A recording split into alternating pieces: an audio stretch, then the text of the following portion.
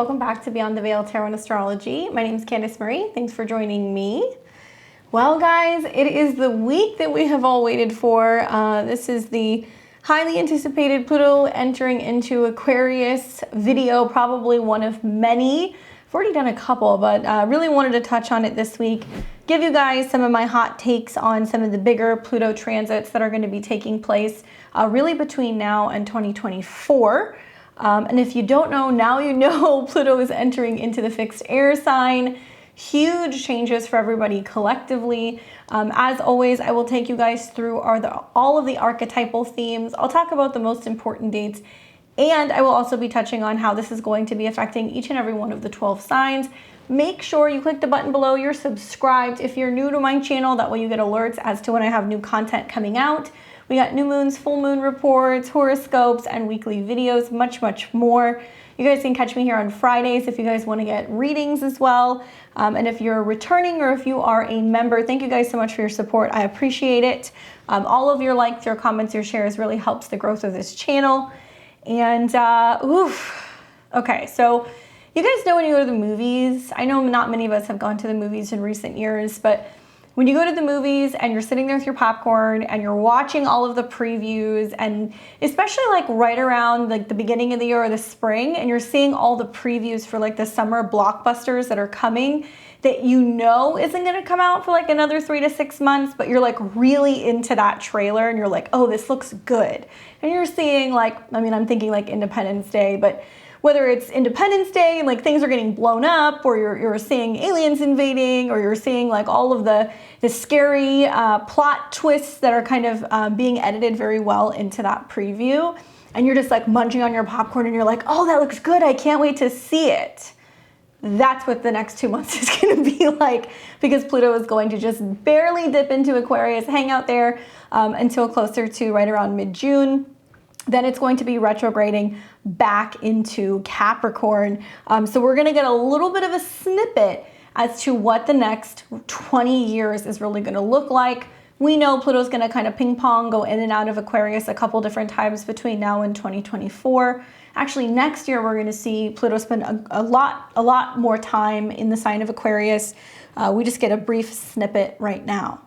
As I film this, it is the astrological new year. Actually, the sun just entered into Aries. I was waiting until that happened before I shot this video. And it's a weird, the energy is kind of weird right now. Let me just, I'll even put it where, there we go. Maybe it's like the Moon-Neptune conjunction. Maybe it's the squares to Mars. I don't know, but the energy feels a little funky. So I know once we get into the new moon in Aries, things are going to shift. I don't know about you, but the last couple of days have like felt like just going through cement. Everything has felt really sluggish because things are still wrapping up. But with Saturn's ingress into Pisces, I think that this might be showing us all collectively where we need to slow down. We need to be more aware of what's kind of going on behind the scenes. And it's so different than some of the other ingresses that are actually taking place right now. So we look at Sun coming into Aries, starting a brand new cycle, not just for the month, but for the year. This is the new zodiac sign.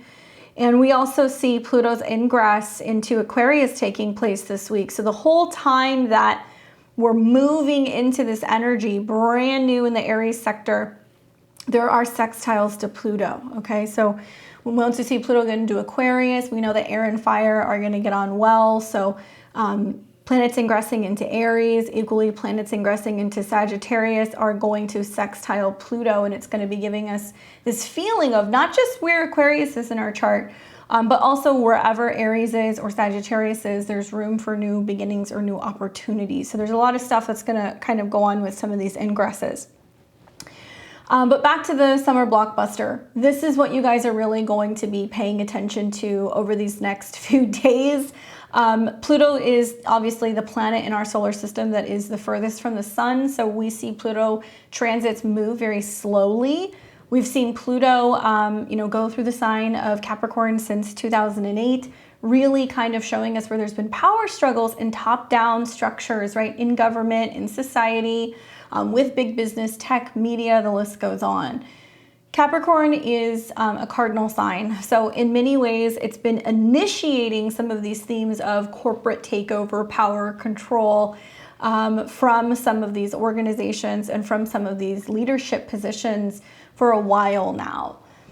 When a planet hits 29 degrees, in a way, it's almost like showing us the finale of what that planet has learned in that particular sign. You got to look at where Capricorn is on your chart. Know that we're going to see quite a few aspects to Pluto at this degree, so you don't need to worry about wrapping anything up right now. But with astrology, there's always a sign that is going to be, preceding and also following particular transits. So much of the Pluto and Aquarius transit is going to be built off the back of what is breaking down, changing, transforming, or really even solidifying based off of where Capricorn is in your chart. So take a look at Capricorn. Everybody's got a Capricorn house, even if you don't have any planets there. Whatever has been broken down, reworked, restructured, brought into a much more solid space is laying the groundwork for Pluto then moving into the sign of Aquarius. Now, recently Saturn just left, so it's been 2.5 years of Saturn in Aquarius. After following 2.5 years of Saturn in Capricorn, it feels like it's just been this never-ending Saturn show for the last 5 years or so. So to watch Pluto go into Aquarius is really showing us, I think, where change and transformation is the name of the game. Now, collectively, everybody is going to experience this differently depending on where Aquarius is in your chart. So first I want to start by giving you guys some really prominent dates, and then I'll start moving into talking more about Pluto and Aquarius and some themes that we may be seeing. So now's a good time to take some notes or put this down in your calendars. So on March 23rd, 2023, we're going to see Pluto enter into Aquarius. And like I said, because Pluto moves so slowly, I don't necessarily think that there has to be something that happens on that day, but something might actually. And I say this because we're going to see Pluto enter 0 degrees. So I always get a little suspicious when a planet is at 0 degrees because it's the purest form of that sign. But there's going to be triggers happening with the moon in this particular day. So the moon will ingress into Taurus. This is going to happen in the PM hours, depending on where you are, at least here in the United States. In the afternoon, the moon is going to leave that 29 degrees of Aries. It's going to come into its exaltation in Taurus, where we focus on stability, money, resources, and life growth. It's going to touch on the North Node, and it's going to square Pluto. Taurus, Leo, Scorpio, and Aquarius are all financial signs. So where the second house is banking, or second house Taurus is banking, bonds, food, agriculture, right? The earth. Leo is about taking chances, gambling, taking risks, whether that's starting a business, putting money in a slot machine, or it's about, having children, growing our own creative talents and trying to make something of ourselves. Scorpio represents the exchange and what we give other people and what we get in return. So this is like bankings, loans, debt, anything in regards to joint resources, and equally taxes. And then Aquarius deals with collective groups. What we owe the government, what we may owe other people, karmically speaking, or even in terms of friendships or alliances. Now, traditionally, Aquarius energy is second house to the 10th. Now, it's going to be different for everybody, but if you stay with me, this kind of represents the economic impact as a result of Pluto wrapping up this long period of time in Capricorn. So where it's giving more power, money, control to Aquarian type groups. Now, this could be tech, this could be the government, this can be larger groups or social media, the internet. And we're really going to start to decipher whether or not some of these groups have too much power collectively. Anyways, I feel because we're going to see the moon move into Taurus, which is a financial sign, square Pluto, we're definitely going to see the first real big rumblings of, holy cow, this is the effect that it could have on all of our resources. So whether we're looking at the planet and our natural resources like agriculture and just the state of our, particular planet, or this is going to be more about the financial landscape and where there are some changes and transformations taking place within Aquarius, which I think is going to be about groups and government and how that's impacting all of us financially. I also know that we are going to see this build up over the next couple of months where the North and South node over the summer are moving into new signs. And I'll show it to you guys in a second, but those nodal squares are really going to reinforce the fact that we still have a lot of work to do to embrace this new change that's going on with Pluto in Aquarius. We still have a lot of breakdown to do because Pluto will retrograde back into Capricorn, square the nodes, in regards to business and control. So we'll see that kind of play out in the world as well. But yeah, basically Pluto will sit in Aquarius from March 23rd, 2023 until June 11th, 2023. Now, Pluto will stay at 0 degrees. So if you guys see me kind of pan through here, it will only get up to about 0 degrees in 21 minutes. So we're not going to see it leave that 0 degree, which I think is very interesting. It's basically saying, hey, wake up. This is where things are going. Pay attention. Many of you guys know that 0 degrees of Aquarius because we saw in December of 2020, Saturn and Jupiter met at that same 0 degree. And I think that's when many of us turned around and we kind of realized the world moving towards this more tech-oriented future, really relying on things being delivered, really relying on the internet, connecting through Zoom, the future of feeling very separate or feeling very disconnected was a theme, right? And Jupiter represents that expansion, Saturn represents that restriction. So we saw where through limitations and social connections and actually socially isolating, there was this growth and this boom that happened where a lot of people did have to learn more about technology. They did have to learn how to use Zoom. They had to learn how to have meetings online. They had to learn to teach remotely. So it was a little bit of a sweet and a salty aspect. Obviously, having Jupiter in a Saturn-based sign was not easy. We saw that it really kind of limited the fun in many ways, right? But many people met their soulmates online. Many people found their tribes in their community. I've seen so many people take up an interest in astrology, and I've seen just amazing groups manifest as a result of this conjunction. So here we have Pluto move into the same degree. Now, Pluto will only sit at that degree until we get to right around the June 11th point. And then it's going to drop back down into Capricorn. Okay, so right around June 10th, going into June 11th, it'll retrograde back into Capricorn.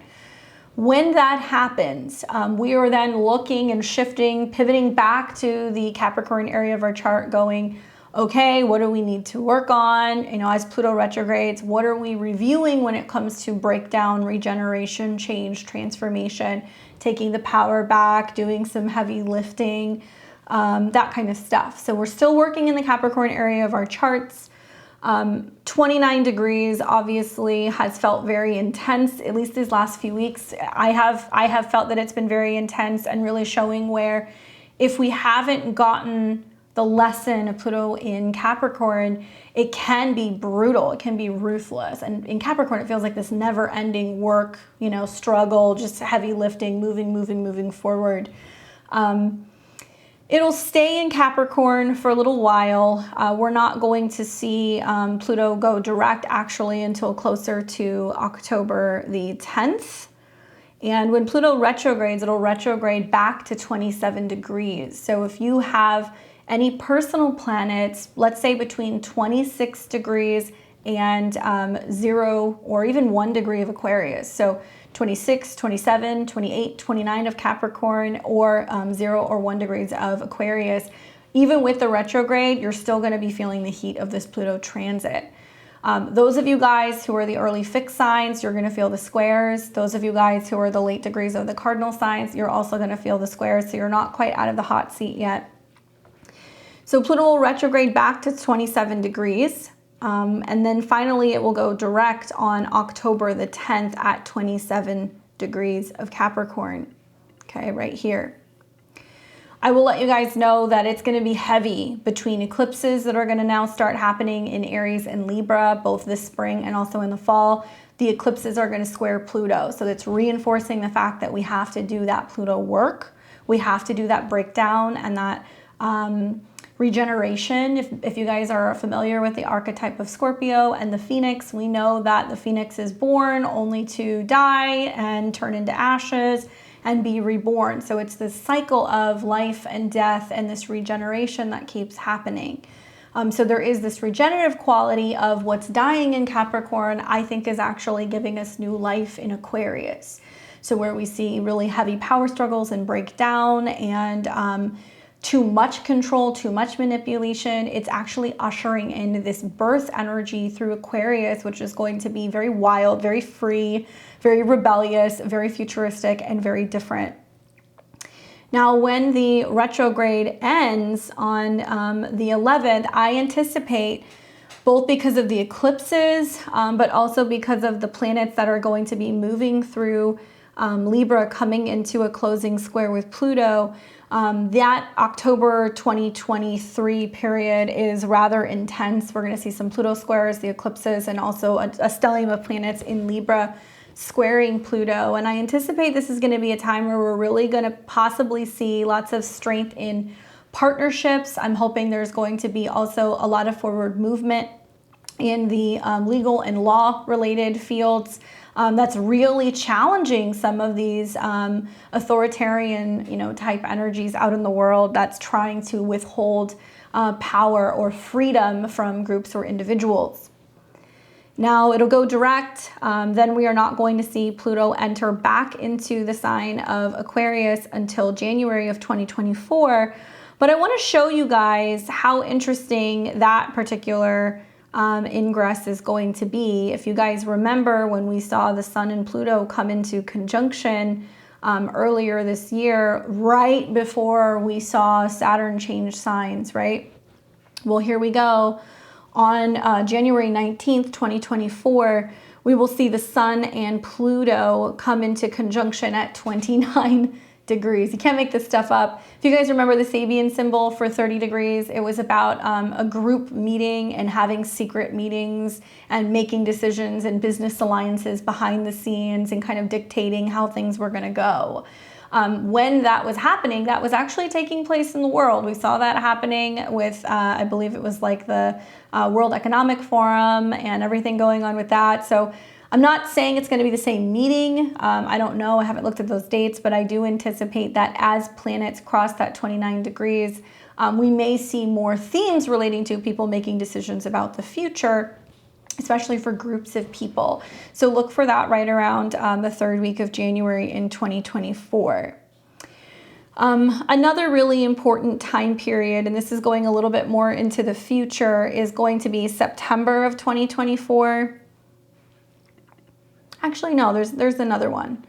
When planets come into contact with Pluto in Aquarius, once it's made that ingress. So February 5th, Mercury and Pluto are going to come into conjunction, realizing that there's probably really significant things being put out in the world, information-wise, data-wise, maybe information drops or things relating to social media. Once again, 0 degrees. We are also going to see Mars and Pluto come into conjunction at 0 degrees, February 13th, 2024. Those are the two heavy-hitting planets. So Mars obviously being the planet associated with war and conflict. But in the sign of Aquarius, it's fighting with intellect. It's groups of people who are fighting for freedom. And then we are going to see Venus come into the mix, and Venus and Pluto and Mars are all going to be conjunct within 2 degrees right around Valentine's Day 2024. But this particular conjunction looks like it's going to take place the 16th through round about the 18th. And Mars and Venus are still really important as we go into 2024 because the North and the South Node are still going to be ruled by Mars and Venus related signs. But unlike the last 2 years where we've seen that North Node in Taurus, beauty, substance, what feels good, tastes good, smells good, now we're moving into a North Node in Aries, which means we're fighting for things. We're fighting for our rights. We're fighting for our freedoms. We are also going to be a little bit more combative. Yes, you're going to see more warmongering. Yes, you're going to see more conflicts in the street. But I believe that the whole focus of Pluto in Aquarius is about really using crisis to wake up the masses, right? And I say this also like with my clients, and I think I've said this before on my channel. When I have people coming in for a reading, it's not often that people are like, yeah, everything's fine in my life, I'm good, I just want to talk to you and see what you can tell me. 99% of the time, people coming to me, for a reading are because they're going through some really life-changing events. Relocations, quitting of jobs, dealing with grief, loss, changes of relationships, financial challenges, and really questioning what does the future hold, right? So it's very like most humans to be incentivized to create change through crisis. So because Pluto is a planet that deals with crisis, I'm anticipating that it's going to be this build up until we get to the beginning of 2024 as we start to see all of these planets ingress into Aquarius and the masses wake up and they realize this is a problem. We're potentially, if we do not do something, if we do not gather, right, 11th house Aquarius, if we do not come together, we are going to be risking losing our freedom. And a lot of Pluto in Aquarius is going to be about digital enslavement. I hate to say that, but that's just, I'm going to call it spade a spade. A lot of it is going to be how technology is evolving to the point where it can be helping us or hindering us. It depends on how we look at it.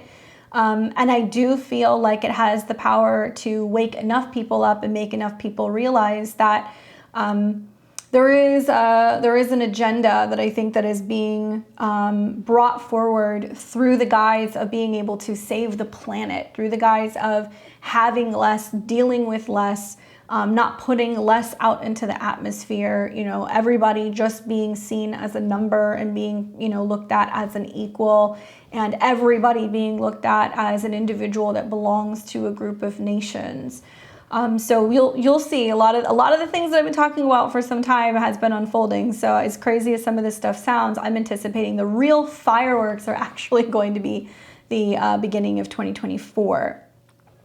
Now, those conjunctions are going to be really strong in February. We know when we have these conjunctions in Aquarius, big things happen. I mean, I go back to 2021 when we had these very similar stellium actually in Aquarius, and that's when we started to see protests, whether you're looking at the Freedom Convoy in Canada, the Dutch farmers, and the farmers all over Europe that were pushing back against this green agenda. I do believe we're going to see a lot of similarities in the next few years as a result of some of these conjunctions. Now, Pluto will stay in Aquarius for, like I said, a much longer time in 2024. We will see about, I think, like 9 months of Pluto being in Aquarius. And it'll be around September of 2024 that we will see Pluto retrograde back into Capricorn. Pluto will only get up to about 2 degrees of Aquarius in 2024. So we're going to be feeling the first couple degrees of that particular decade. I'll talk about that in a second. And then it'll retrograde back to Capricorn in September. From September 1st, 2024 to November 19th, 2024, just a little bit longer than what? That's like 6 weeks or so. That's it. That's the longest we're going to have Pluto in the sign of Capricorn. Once again, hitting that 29 degrees. Still, I think we're going to see groups debating about what we can and cannot do. There's going to be lots of discussion about power and also control. I also think that we are going to see more talks of boundaries and limitations.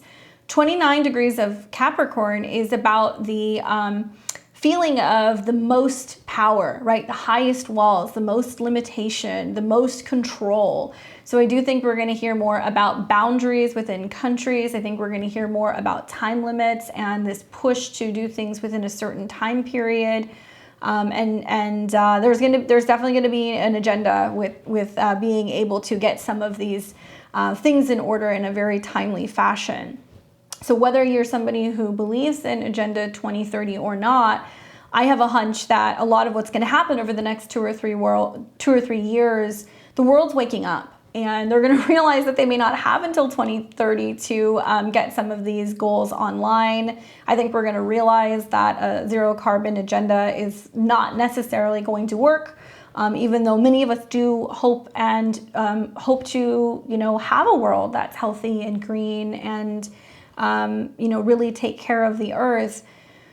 I think a lot of the agenda that is identifying as a saving the earth kind of green mentality is a Trojan horse for introducing digital IDs and CBDCs and making sure that everybody is linked into software, linked into the blockchain. I have concerns that everybody is going to be required to use these technologies to access the internet, to use these technologies to be able to register vehicles, get driver's licenses, to apply for loans, to be able to have the right to sell or purchase goods. And it's gonna be a really interesting time. I have concerns also about how human beings are almost going to be seen as a commodity. And if we do end up kind of getting all of this on some kind of digital, platform, will that information be sold to companies, right? Will that information, and I'm talking about like data harvesting and the things that we're spending money on and what we're buying, and they're going to say it's going to be under the guise of climate change, right? Climate change, carbon credits, things like that. But really what it's going to do, I think, is shrink, our ability to be able to conduct exchanges with people in other places, limit our ability to travel, limit our ability also to have a say in, what we can purchase, where we can go, what we can do. So having Pluto back at 29 degrees, I think you're going to see the control really tick up quite a bit, as it has over this last month or so. And then we are going to see it move back into the sign of Aquarius on November 19th, 2024. And then Pluto's in Aquarius for some time. Pluto's going to stay in Aquarius until like 2044, I believe, if I'm correct. So from then on, there Pluto is. You can take this forward, but I believe it's 2044. I know Pluto will go into Pisces briefly, and then it'll retrograde. Yeah.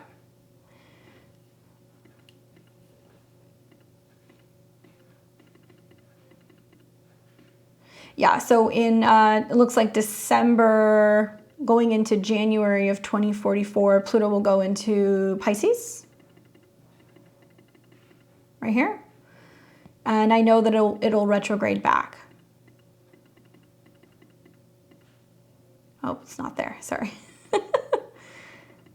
So it enters there, it enters in June of 2043, and then it's going to go back in the fall of 2043 before it fully moves into Pisces in 2044. So yeah, we're essentially going to have about 20 years of Pluto in Aquarius. So it's going to take time to really see that cycle move through. I'm looking at the particular decans, and I'll get into the decans in a second, but looking at the first 10 degrees or so of Pluto moving through Aquarius, we're dealing with pure Uranian energy, okay? So 0 to about 9 degrees of Aquarius, that first decan is ruled by Uranus. The second, which would be 10 degrees through about 19 degrees, is going to be ruled by Mercury. So it's a much more kind of Gemini type feel for Aquarius, much more about information and sharing. And then finally, the 20 to 29 degrees is going to be associated with Venus. And I feel like that particular period is definitely going to be a lot more about freedom in regards to resources and love, and ultimately realizing like the changes that needed to happen. But the first 10 degrees, I think, are quite brutal.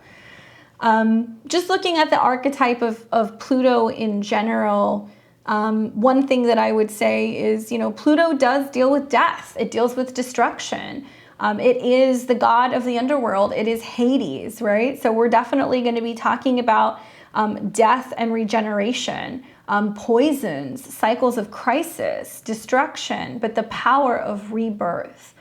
So, it's fair to say right now, whether you're looking at the being at the precipice of like a major collapse of what's going on economically, we're seeing all kinds of banks that are failing.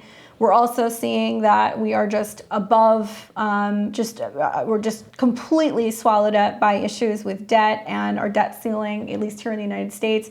Many individuals are dealing with this as well. And really collectively looking at things and going, how did we get to this point, right?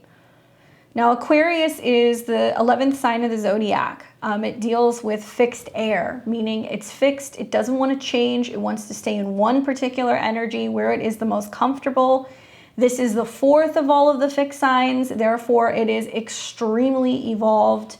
Traditionally, Aquarius is ruled by Saturn, and modern day ruler would be Uranus. So there is this sense of expectations, limitations, you know, having its own space, going its own way. And then the Uranian side of it is rebellious, different, it's futuristic.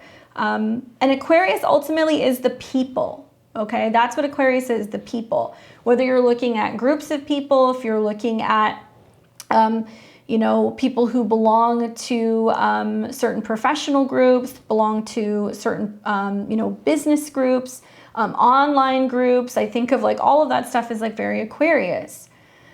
This particular transit is also going to touch a lot on technology and science because Aquarius has connections to those two particular topics. And because there's a number of themes associated with Aquarius, we're going to see a number of things totally change and transform. Yes, some things in society are going to have to kind of break down and go to ashes in order to be reborn. That's just how this energy works naturally. We know that Aquarius rules, you know, the future. I think that's the big thing that really comes up for me. That's what I'm thinking about a lot.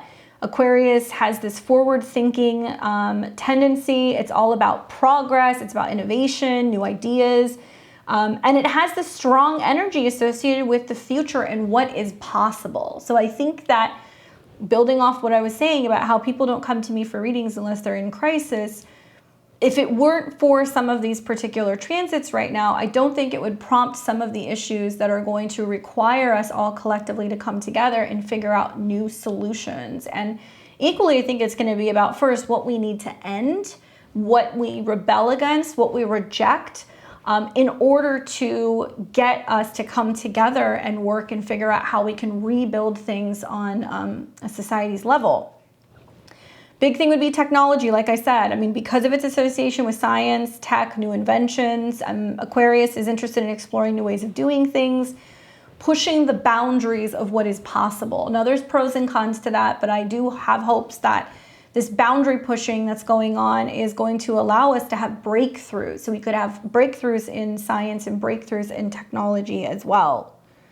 I feel like individuality is a huge theme that comes up with Aquarius. It's a sign that really values being an individual and what is unique. So I do feel like those of us who are strong, independent thinkers, those of us who are unafraid to be ourselves and go against the grain are going to be the ones who are likely going to literally make history. I've said this before, these are very similar transits to what we had when we had the American Revolution, when we had the French Revolution, and we know that some of the people who rebelled against the powers at that time literally made the history book. So we're living in historical times right now. You are going to see some very prominent political figures that are going to rise up, some very, very prominent free thinkers, inventors, and also people who are going to be responsible for being the forefathers for huge innovations in technology. Social causes comes up a lot with Aquarius, and I think that because of its connection to social justice, humanitarianism, activism, we are going to see a huge focus in this right now. Those of us who are really passionate seriously about making the world a better place and fighting for the underdogs are going to be the ones who are going to unite others. By the same token, because Pluto has its connections with crime and violence, I do feel like there is going to be this pushback where those who are fighting for social justice, those who are fighting for equality, those who are challenging the status quo are going to be labeled as terrorists, or they are going to be labeled as people who are dangerous. Free thinking is going to be something that is going to definitely threaten those who are in power.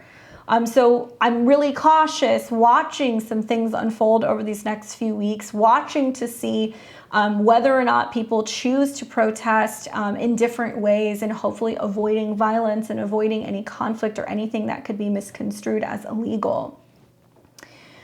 Friendship, huge theme with Aquarius, right? Friends in high places. I anticipate that Pluto in Aquarius is going to be the dawning of a focus on power groups, right? And so whether this is the return of the boy bands, or we see some really prominent new boards that are developed, if we see some really prominent super groups that are put together, that's what I'm hoping for. I think there's going to be strength in numbers.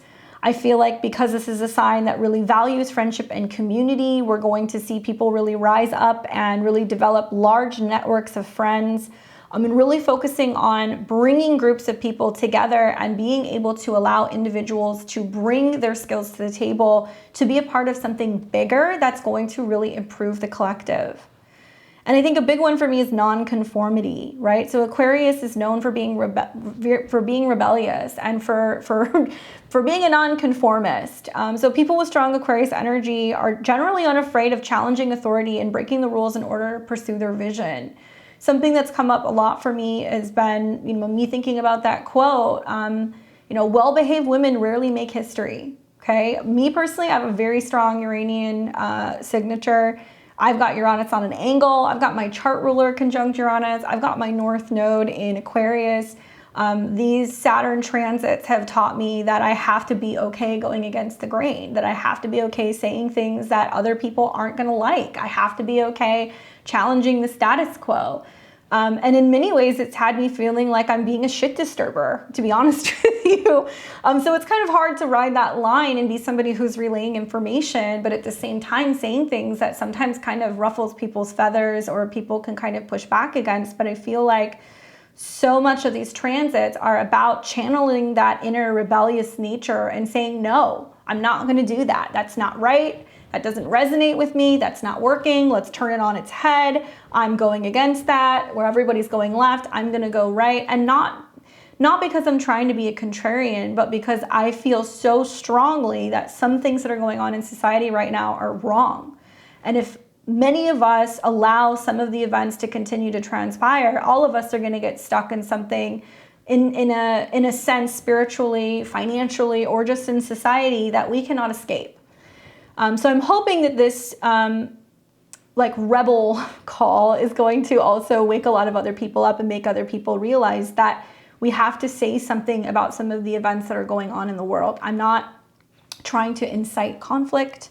I'm not trying to encourage you guys to do things that are illegal. I'm not encouraging you guys to do anything other than stand up for what's right in society. So if you see things that are going on that are not right, talk about it, share.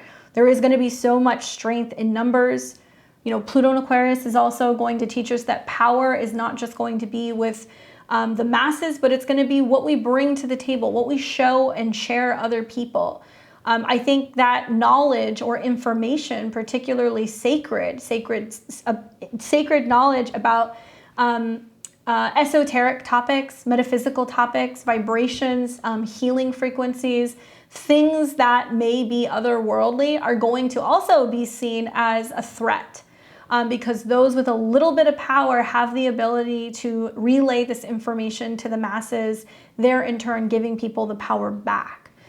So me personally, I'll talk to you guys about some of the things I'm learning about, some of the things that I'm studying, but one of which would be natural law, right? And the rules of the universe. Go and do some research into natural law because I think that can be really eye-opening for you guys. And just keep the keywords in mind: innovation, independence, right? A positive outlook, the ability to be the change that you want to see in the world.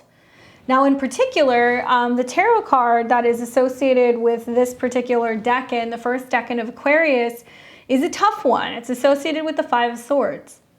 The tarot meaning is not that pleasant. It's seen as sometimes being self-serving or someone who profits from the anguish of others. Karmically, we have to look at this card in this decan as having suffered abuse from ruthless actions or even not having been the perpetrator of harsh behavior. I feel like this can be a double-edged sword.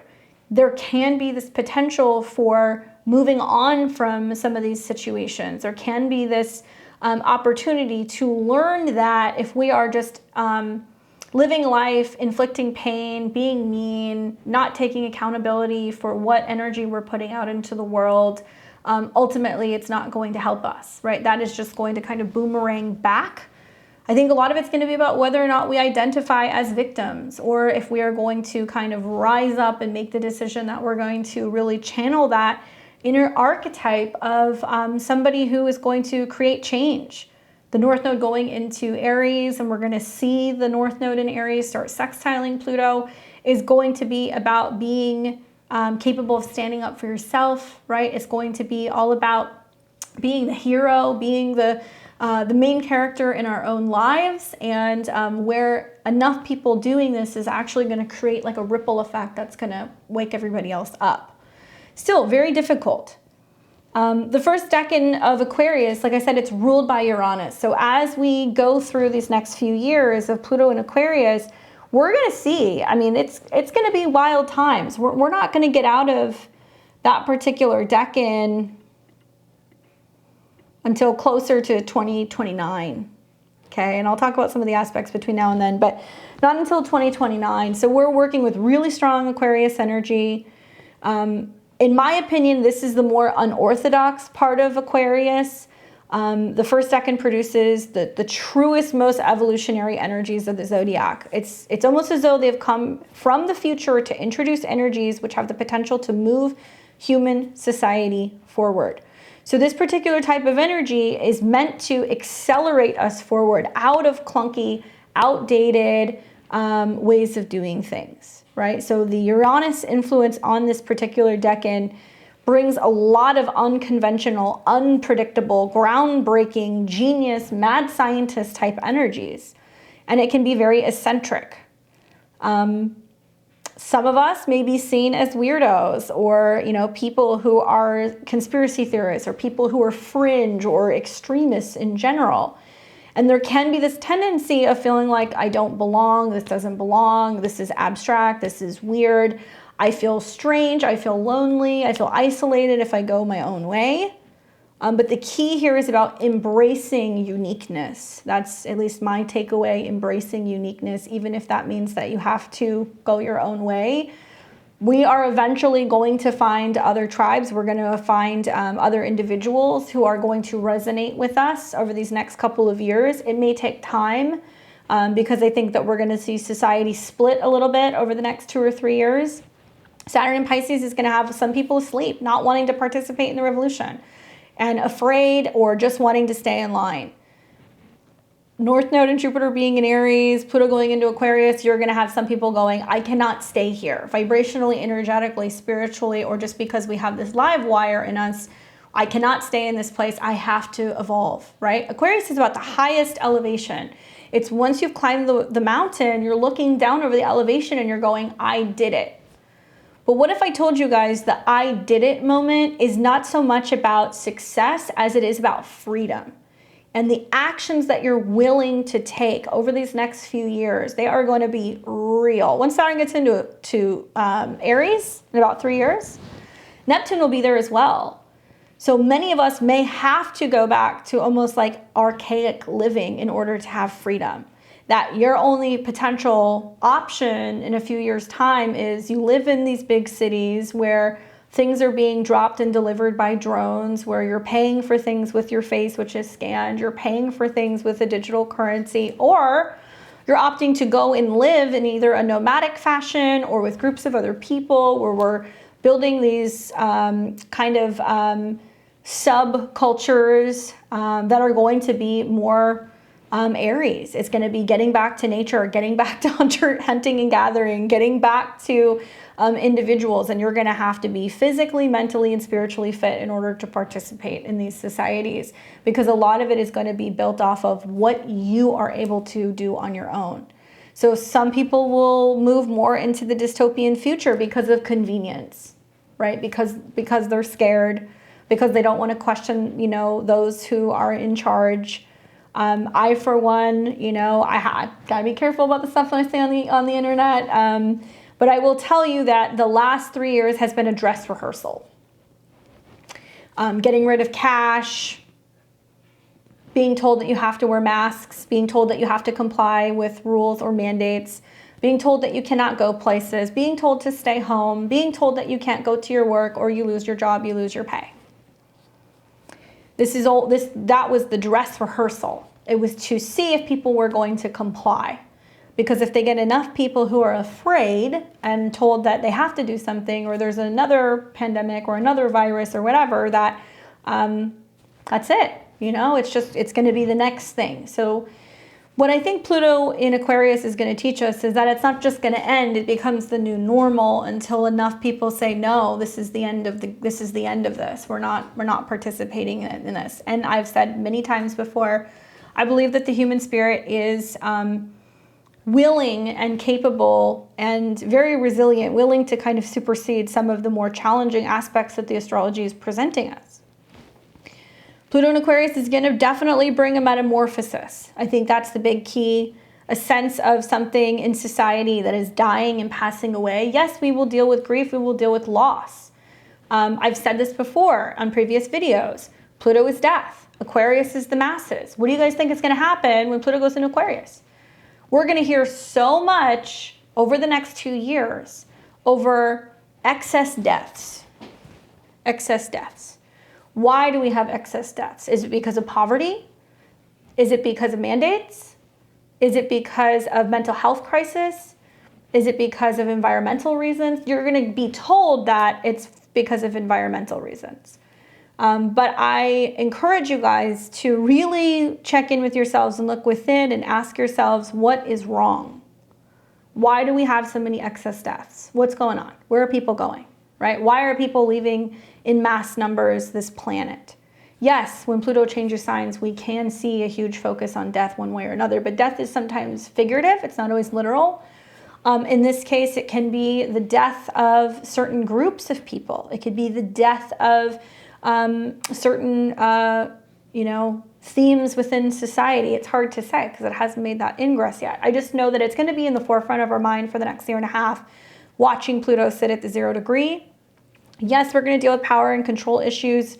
Pluto does also touch on issues revolving around intimacy, both financially and sexually. So I think of Pluto going into Aquarius, where there's innovations happening in technology that is almost encouraging individuals to not focus on togetherness and not focus on intimacy, where it's easier to have a digital companion than it's going to be to have a physical companion, where people become more reliant on AI and other forms of entertainment rather than going and meeting somebody in real life, rather than really nurturing these real life relationships. We're going to see lots of changes revolving around gender. Right? That's part of what's going on right now. You're going to see more of this happening throughout this transit. We are going to see issues revolving around feeling injured, victimized. And there can be much more of a reflection on addictive behavior, right? Because Pluto can be about addictions, and where in a society sense, we are addicted to the way that things were. Where are we addicted to technology, right? Have we gotten to a point? I mean, we've had iPhones for what, 15 years? We've had the internet for, going on 25, 30. And the whole world has changed because of the internet. The whole world has changed because of technology and cell phones and all kinds of things.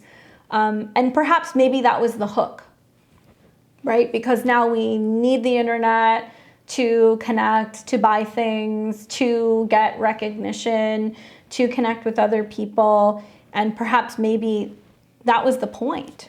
Now we're going to kind of be on the hook for, okay, well, if you want to participate in these things, if you want to be a part of society, if you want to be included, you got to have that exchange with your power. What are you willing to give up? Your face being scanned, your finger being scanned, entering your information into a database, all of that being monitored or controlled by something in the cloud, maybe? I don't know, we'll see. I want you guys to watch as it's at 0 degrees, because I said that is going to be that preview for the big, kind of like breakout real movie is going to come next year. I'm also looking at this eclipse that's coming in soon, next month. We're going to start feeling the eclipse energies now. We're about a month away. We're going to have a solar eclipse in Aries, as if that's not intense enough, at 29 degrees. We know that solar eclipses are about action, and it's planting a new seed. This eclipse is about 10 solar arc minutes shy of a square to Pluto. Okay, so we're really splitting hairs here. it's less than two degrees total. But we're going to have a solar eclipse that's going to square Pluto. And I would advise everybody to pay attention to this eclipse, because we are going to see Jupiter hit that degree. We are going to see the North Node hit that degree. And it's going to really reference where there are changes going on that are being brought on by Pluto, right? And it's squaring the individual, Aries. Now, that's going to be a whole active eclipse for a whole number of reasons, but that is definitely going to bring in that energy of Aquarius pretty strongly.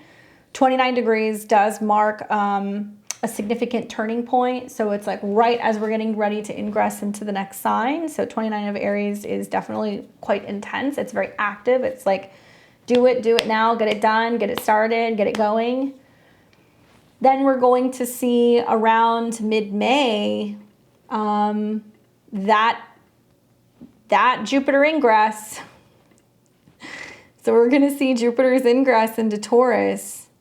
I got my eyes particularly on May 16th when the moon enters into Taurus. Again, very similar as when Pluto went into Aquarius.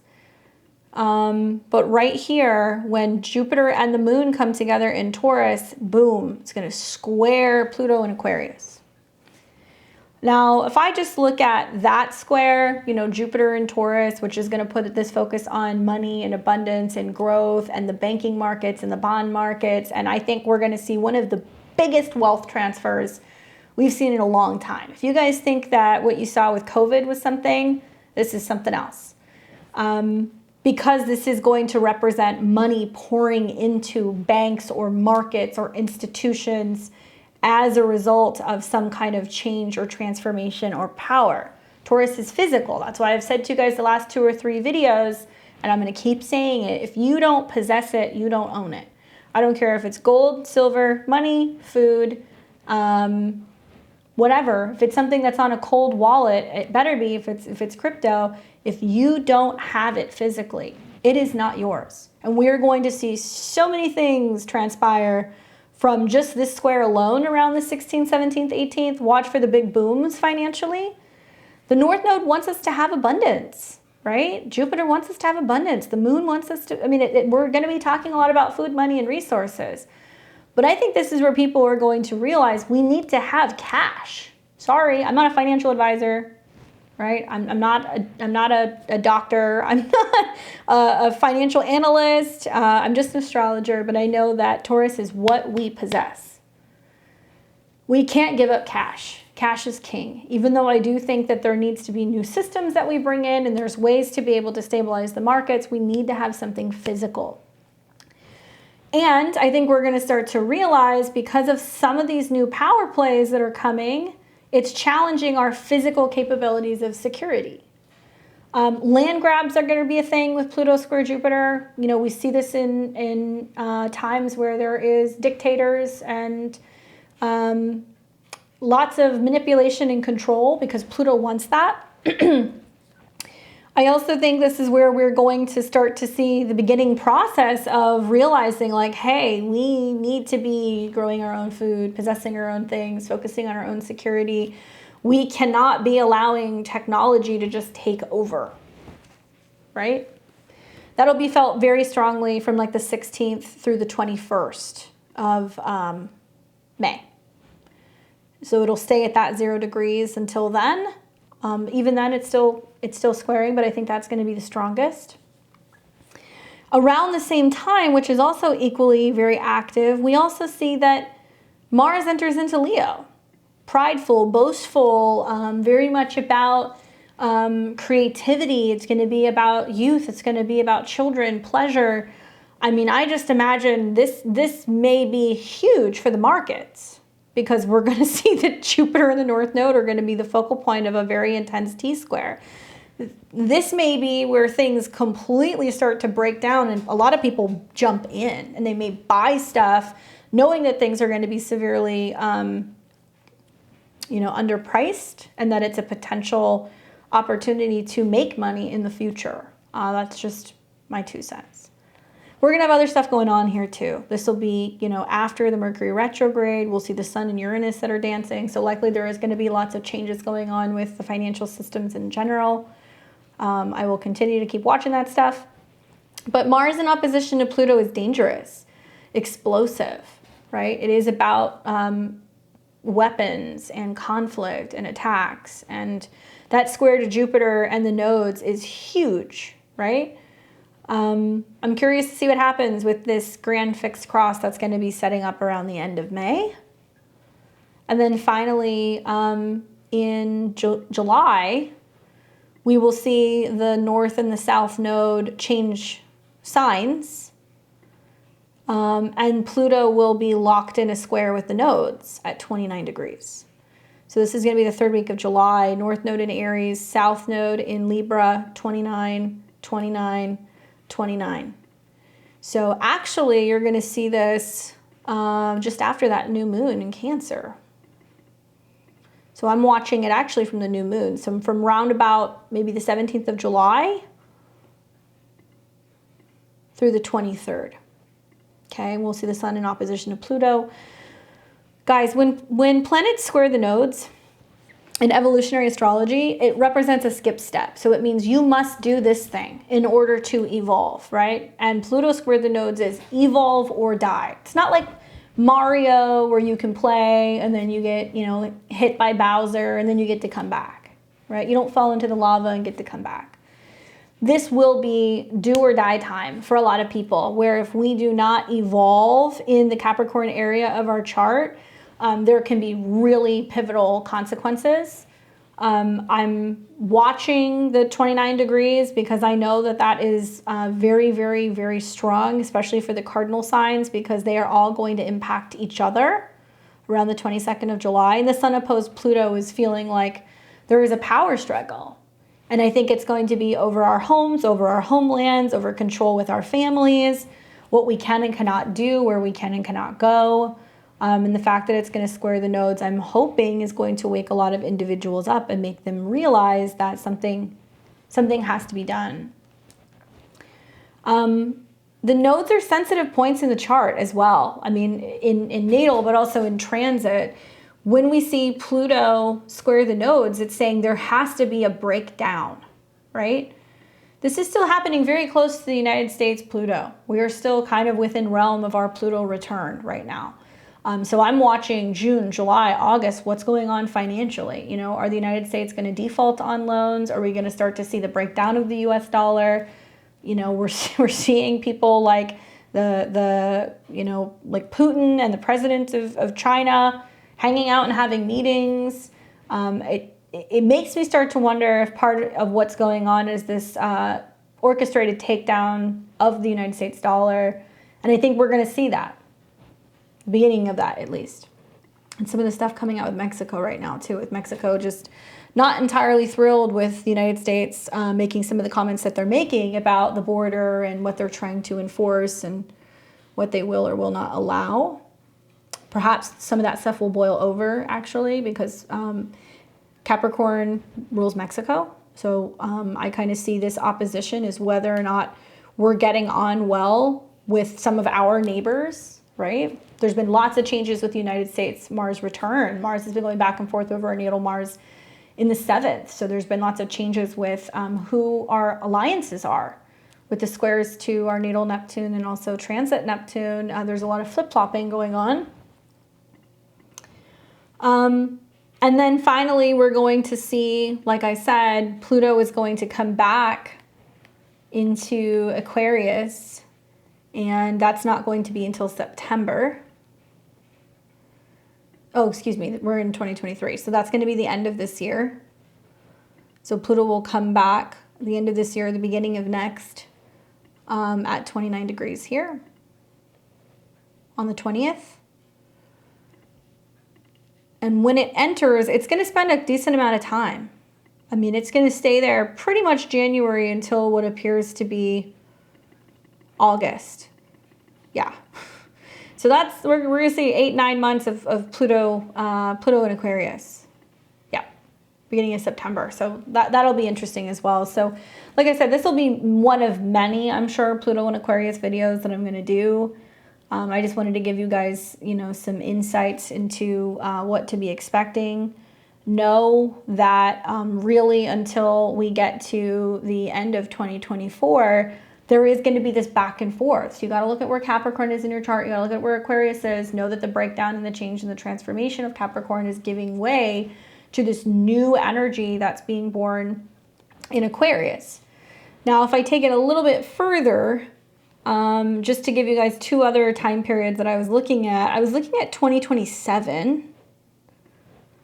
And when we get into 2027, we're going to have eclipses that are going to be taking place in Leo and Aquarius. Okay. There's another couple reasons why I'm looking at this year as well. The North Node's going to come into conjunction with Pluto, but we're going to start seeing with some of these eclipses in August of 2027 that we have eclipses that will be in opposition to Pluto. Okay. Right here. And Pluto is getting very close to the North Node. So that'll be a hard kind of realignment and a change transformation once again, wherever Aquarius is in our chart. But once we start getting into 2027, that's when it's like we're really working very strongly with this energy, right? So we're also going to see that in November, a few months later, the North Node will conjunct Pluto in Aquarius, so it looks like that's going to be happening around 4 degrees. Okay, November 2027. So North Node Pluto, everybody's changing collectively. We're upgrading somehow. We're changing and transforming. At a 4, I think this is going to be how we live, right? How we're living. Aquarius is unconventional. It can be about communal living. We might see a return to that in some ways. And at the same time, we're also going to be seeing that, you know, this particular conjunction is also squaring Chiron. So we're going to see there's more financial stuff. I feel like 2026 to 2030, things really start to kind of heat up. And we start to see where, okay, because this decline of what's happening economically is affecting so many people, we're not going to have a choice other than to start banding together and creating our own communities, especially if we feel like we want to escape some of these financial limitations or we want to be able to have healthier, natural lives. You know, at the same time, we're going to start to see that Uranus in Gemini is in a trine. So it'll be in a trine in 2027 over the summer. The future is going to be interesting because a lot of Aquarius deals with aviation, and I'll talk about that in a second. But this is really saying where groups are diversifying. They're making changes in how they trade, how they move around, how they get around, how they communicate. And these are very, this is interesting because the entire time that Pluto is in Aquarius, the dispositor that we're looking at is going to be Uranus and Saturn. So it's going to be some time before we're seeing these planets that are going to be in harmony. You know, in 2 or 3 years' time, yes, when Saturn goes into Aries, it is going to, you know, technically be in a position where it is not comfortable. It does not like being in Aries.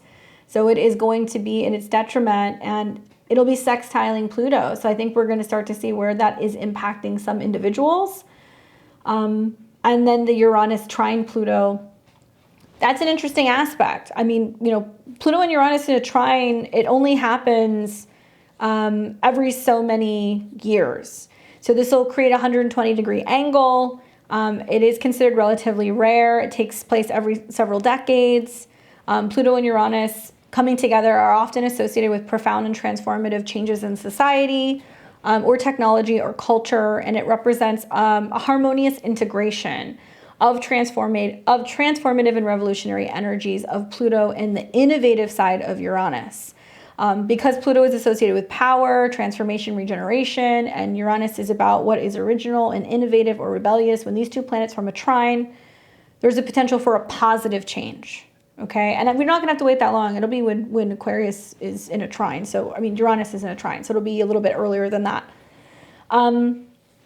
Old structures and systems are broken down and replaced with new and innovative approaches. So breakthroughs in science, technology, social and political movements. But I think it's going to be heightened for creatives. I think it's going to be a time for innovation and inspiration and using our intuition and like opening up to innovative ideas. But there can be challenges as well. I mean, it can be very intense and very difficult to handle. There can be the sense of being restless and being impatient, and not wanting to kind of keep up with the status quo. It wants us to bring about meaningful change and transformation. Now, specifically, themes that I want you guys to watch for throughout this transit, just in general. I keep thinking about like this like technocratic future. Okay, so some of you guys may or may not know what that means. Basically, technocratic refers to a system of governance or decision-making that prioritizes technical expertise or scientific knowledge over political or ideological considerations. In a technocratic system, decisions are made based off of data analysis, evidence-based approaches, rather than political or emotional factors. Think of Aquarius as detached. We live in a world right now where somebody can show you data, somebody can show you graphs, they can show you information, and they can justify anything, right? Data can be manipulated. So we're going to see, I think, in society, a lot of, the planet has too much carbon, so therefore we are taxing this, that, and the other. There is too much of, consuming of this type of food. There is too much power for this group. So they're going to want to use evidence that's going to be based on data and graphs. This can be applied in various fields, such as government, business, science. In a technocratic government, for example, decisions are made by experts and specialists rather than elected officials. Now, that can be good or bad. If we bring back scientists and people who have voices and maybe even debate, that can be a good thing, right? We can find that there is a way to be able to move forward and maybe see progress and innovation.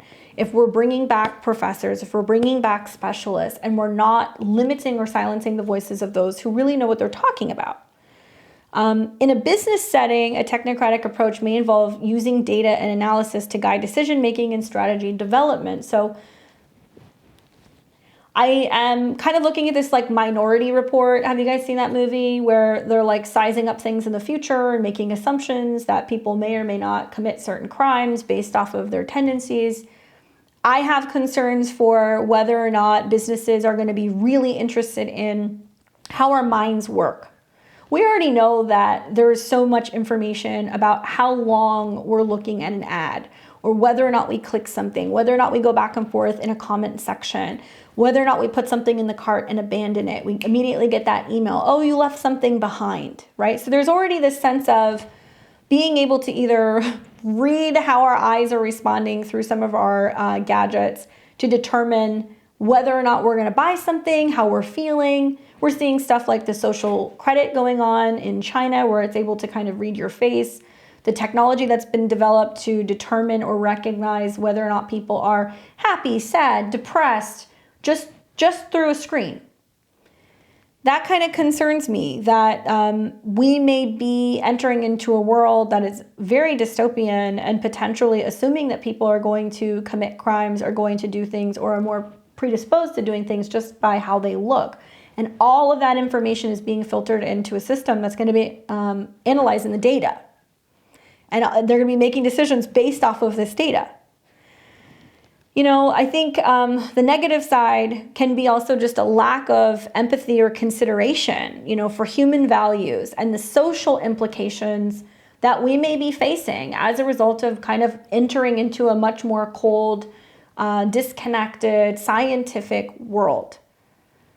Critics argue that this can lead to efficiency and productivity, no doubt, but is it going to be at the expense of human needs? Right? I've been playing around with the Chat GPT and the AI stuff a little bit. And one thing that I have found is that it is very literal, right? It can't talk about the future because it doesn't have that data yet. Not really. It can talk about more recent events up to a certain point, but it can't really talk about the future. And that's really what Aquarius is. It's the future. It's not going to speculate on things or on patterns or on trends. It can't really do that. I know that it is also like very two-dimensional. It can't speak in philosophical ways. It can't talk about things in a more spiritual, high-minded way. It lacks that. It lacks spirit, basically. That, in my opinion, and essentially it's a robot. So while it can write blog posts and novels, and it can create all kinds of business proposals and talk to you about how to invest your money, or how to build a business or how to build a brand, it lacks that connection to spirit. And I think that you can't replace that. And so maybe we're going to see the darker side of technology through this transit. And we're going to start to see where it has the ability to make us more productive, but it's lacking heart. It's not going to give that inspirational side, that connectiveness, right? Same way with like music. I think it can generate a song, it can write lyrics, it can do all of that stuff, but it's not going to give you that true reverberation that you get from an instrument, that you get from somebody who's actually singing something. It lacks that true quality. It's like the difference between listening to something that's been, completely remixed and studio developed versus listening to a vinyl record. You get what I'm saying? We're the vinyl records, basically, if that makes sense to you. If you're old enough to know the difference between that. Look for these themes in your life, but also out in the world.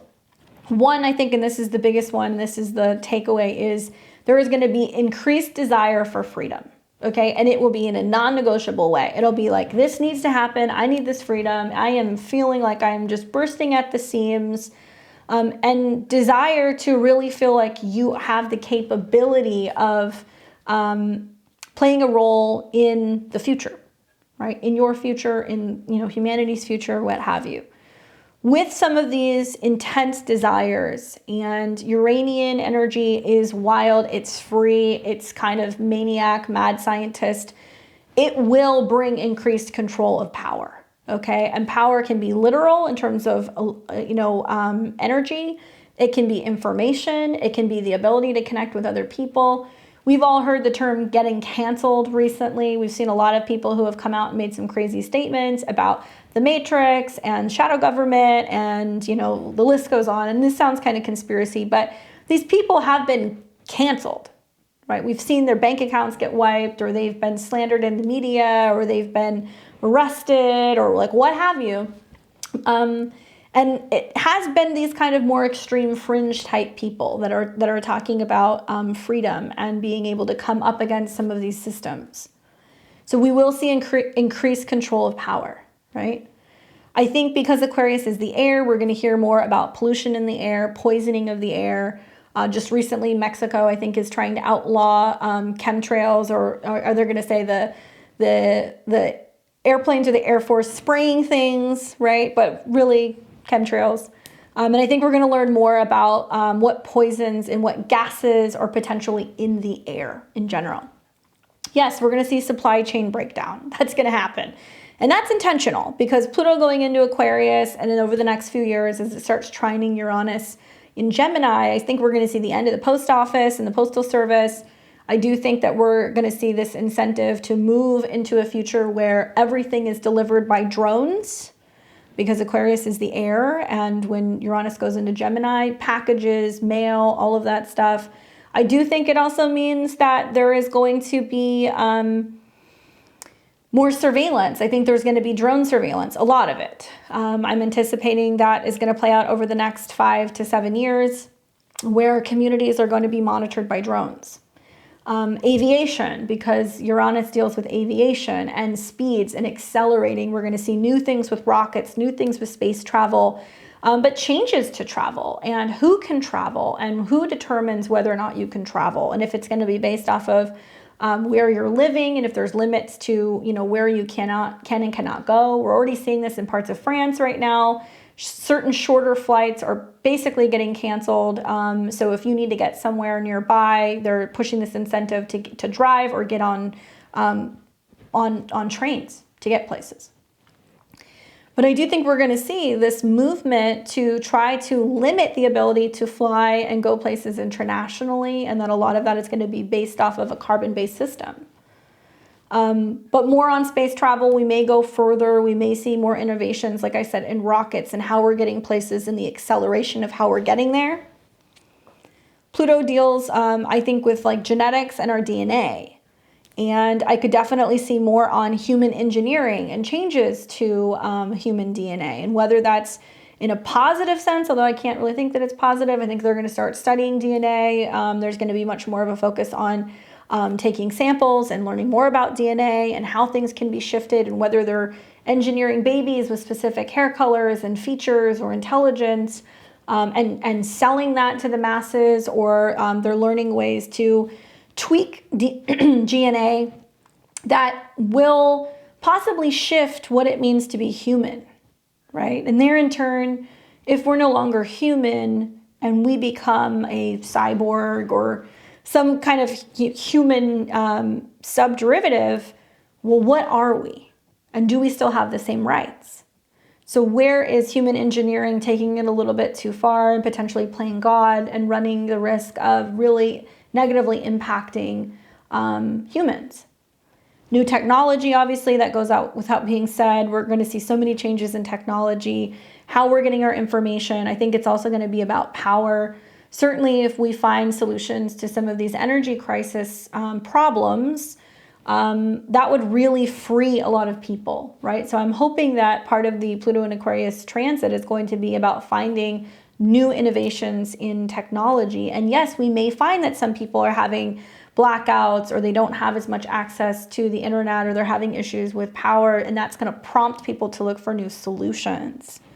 New social systems, right? That kind of obviously is a given, because Pluto is going to radically change social systems. I think we're also going to see the breakdown and maybe the arrival of what can be some new groups in general, whether this is like political groups, or we're going to see major changes with professional groups.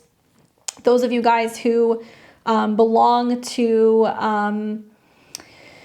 like, I'm trying to think of the term, that you belong to professional groups. I'm trying to think of the word. Oh my goodness, it'll come back to me in a second. That you belong to, that you pay your dues to. These groups may break down, but we may see like larger groups that are developed, right? Tax changes, shifts with taxes, that's going to be a big one. I think that that's really important, because I think a lot of people are realizing how much of their paychecks are going to taxes, how much they're paying for, but what are we getting back? What's actually evolving in society?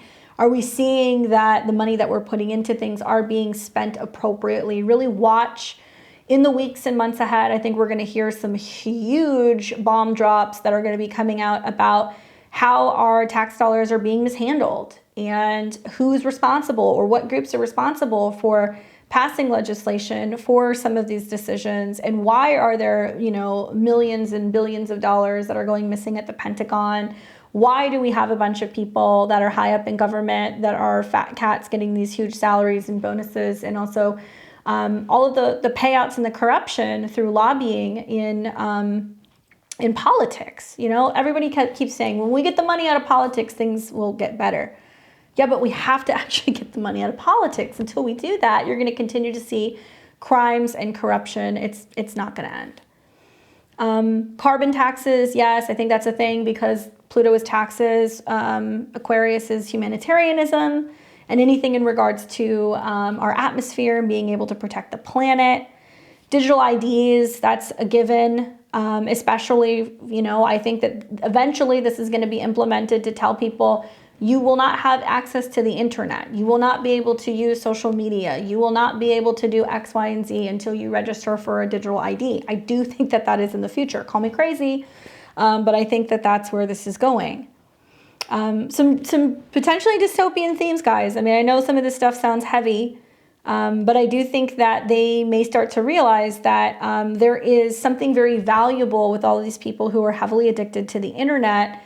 And I'm concerned about data harvesting, and where is this information going? If we are entering into a system where our finances, our health, our purchasing information, our taxes, all of our financial stuff is all under one cloud or one system, what happens if that gets hacked, right? What happens if that information gets out there? And how do we know that the government isn't selling our data to companies that are just trying to target us and continue to want to sell stuff to us? If you guys haven't heard the term, you will own nothing and be happy, you should really look into the Agenda 2030 and the future of what some of this stuff is. This is not conspiracy. There is a movement to encourage people to live minimal lifestyles and to eat bugs and to not have anything and to have communal spaces where, you know, if you're not using your home, you're sharing it, and you don't drive a car, and, you know, the list goes on. These 15-minute cities.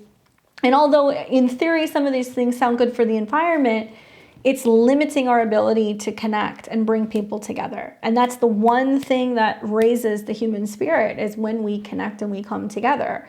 So the last 2 years is just a great example of where there has been so much limitation, but look at how many people have come online. Look at how many people have connected through groups. Look at how many people have started businesses, have connected with others, and been able to start finding ways to still stay connected. It's not the same as being, you know, physically with other people, but that North Node in Taurus is still showing us, and still for the next few years with Uranus, with Jupiter, we still need that physical connection. We cannot continue to be disconnected. I'm looking forward to Web 3. I don't have a lot of information on that, but, you know, it's known as the decentralized web. And it refers to the next evolution of the internet. The first generation of the web, or Web 1.0, was focused on web pages and basic information exchange. Web 2.0 has been more dynamic, interactive, social features such as social media, online collaboration, and cloud computing. Web 3, on the other hand, is designed to be much more decentralized, and it's going to be a different version of the internet. Supposedly, it's based on blockchain technology, which will allow for secure, transparent, and decentralized data storage and sharing. In a Web3 ecosystem, users have more control over their data and their privacy, and can participate in a decentralized network and marketplaces without the need for centralized authorities. We'll see. You know, this will enable people to be more efficient and personalized with their search, recommendations, content delivery, applications, as AI and the Internet of Things. I'm still curious to see how that's going to play out, because there has been, through the Saturn-Uranus squares these last few years, this push towards decentralizing things in general, right? Focusing on giving people the freedom to choose and also allowing them to have privacy.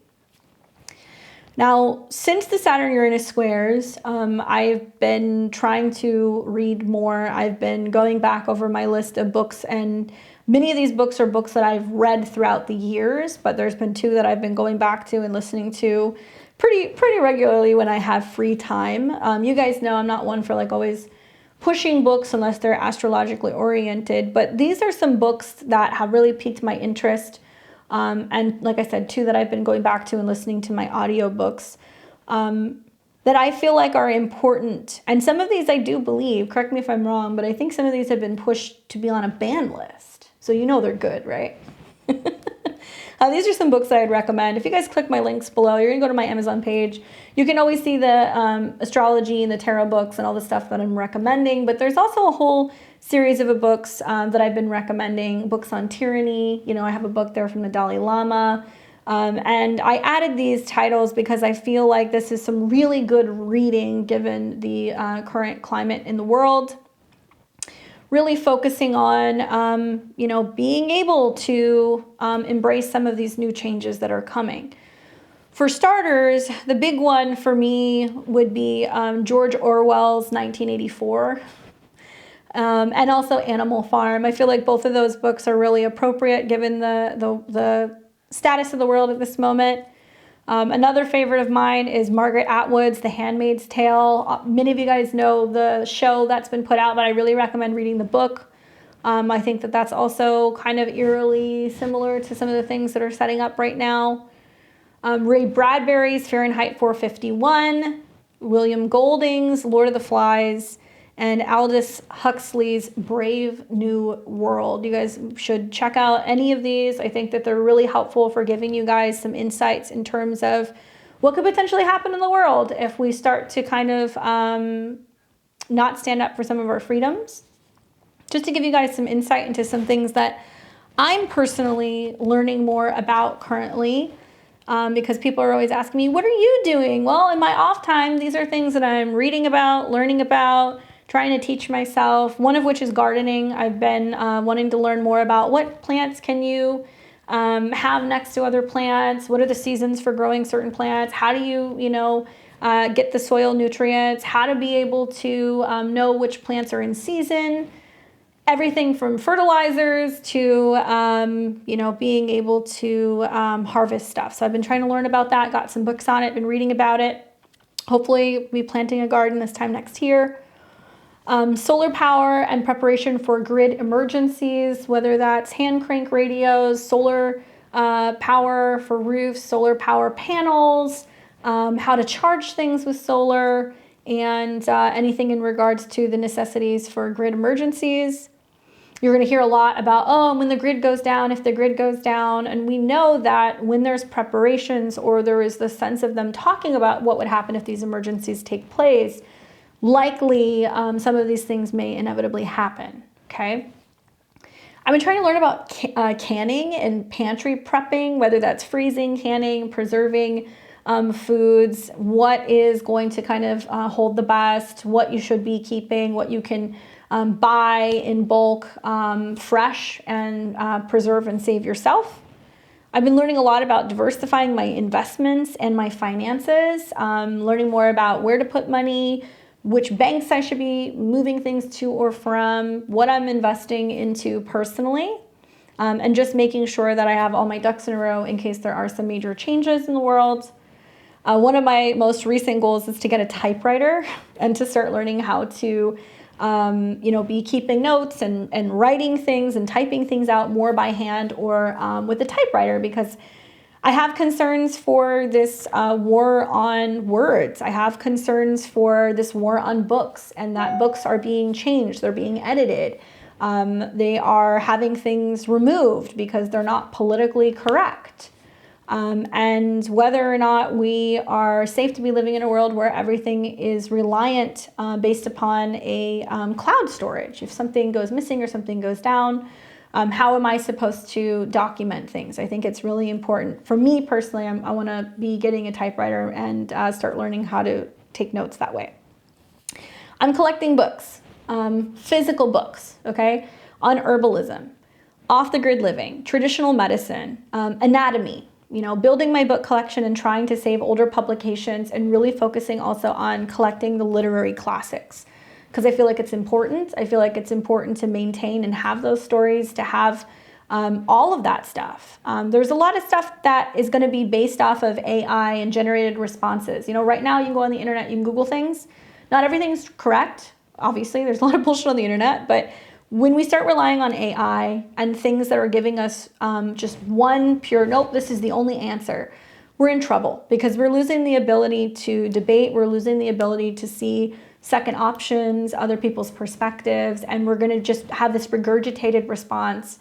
And if too many people rely on that, and they're not using common sense, or they're not able to reference a physical book that likely has been published and printed earlier than nowadays, we're in for some trouble.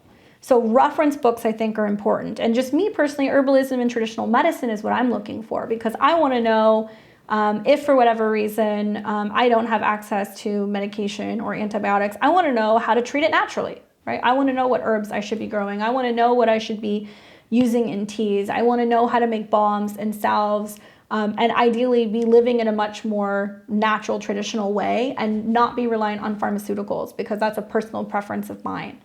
Anatomy is a big one, because we're starting to see some weird stuff with people posting things about anatomy that is not correct. And me personally, I feel like there's an agenda to confuse people, especially in regards to the human body. And the more that you know about your body, you know about the systems, you know how things work, the better educated and prepared you're going to be.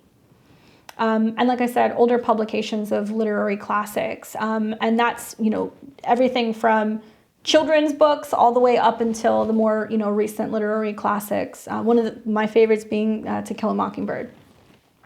I've been studying the US Constitution. I've been reading it on my free time, going through it, digging through it, even though, yes, it's like archaic in many ways, trying to understand it and also understanding my personal rights, because I feel like that's important. And learning new skills that diversify my abilities, right? I have an interest in learning about raising chickens or goats, making homemade products such as soaps and cleaners, keeping honeybees, all kinds of things that are going to help me keep more so connected to nature, but diversifying some of the skills that I have, because right now I have a business that is completely reliant on making videos on the internet, talking to you guys, talking to people over Zoom, over the phone. But I also realize that some of the changes that are coming in the world may not make it easy for me to do that for a living. And that's a really scary thing. But I'm also trying to keep in mind that anybody and everybody who's going to need help is going to still be there, right? There's still going to be people seeking some of this information, even if they're meeting in person. If I get to a point where I have to record something on a tape and put it in the mail and send it to people, so be it, right?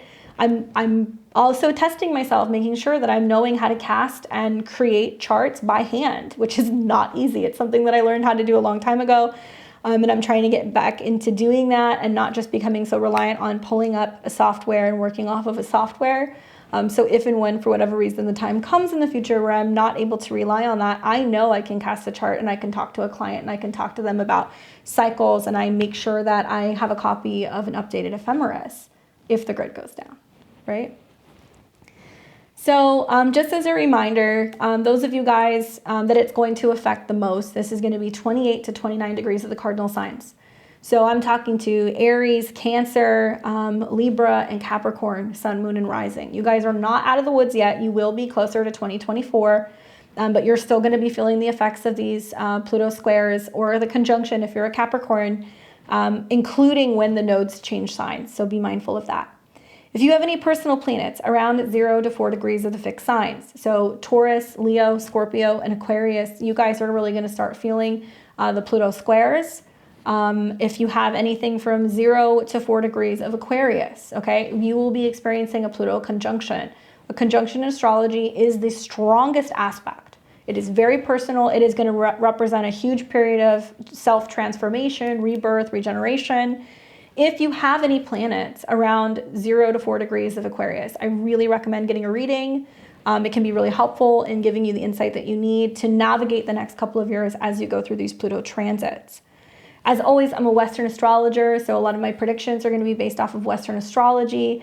And when I make predictions about the 12 rising signs, it's always going to be based off the whole signs, okay? So I really recommend listening for your whole rising sign, followed by your sun sign and then your moon sign. There is going to be a little bit of like insight for each and every one of them, but when we write horoscopes or when we talk about predictions, we're doing it from the ascending order.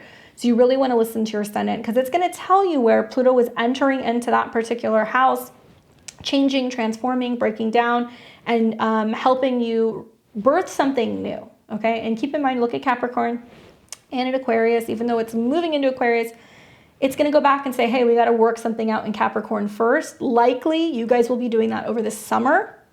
And then you will see it come back into Aquarius in the new year. And it's like come 2024, it's kicking the door in and it's ready to really start that revolution. Okay.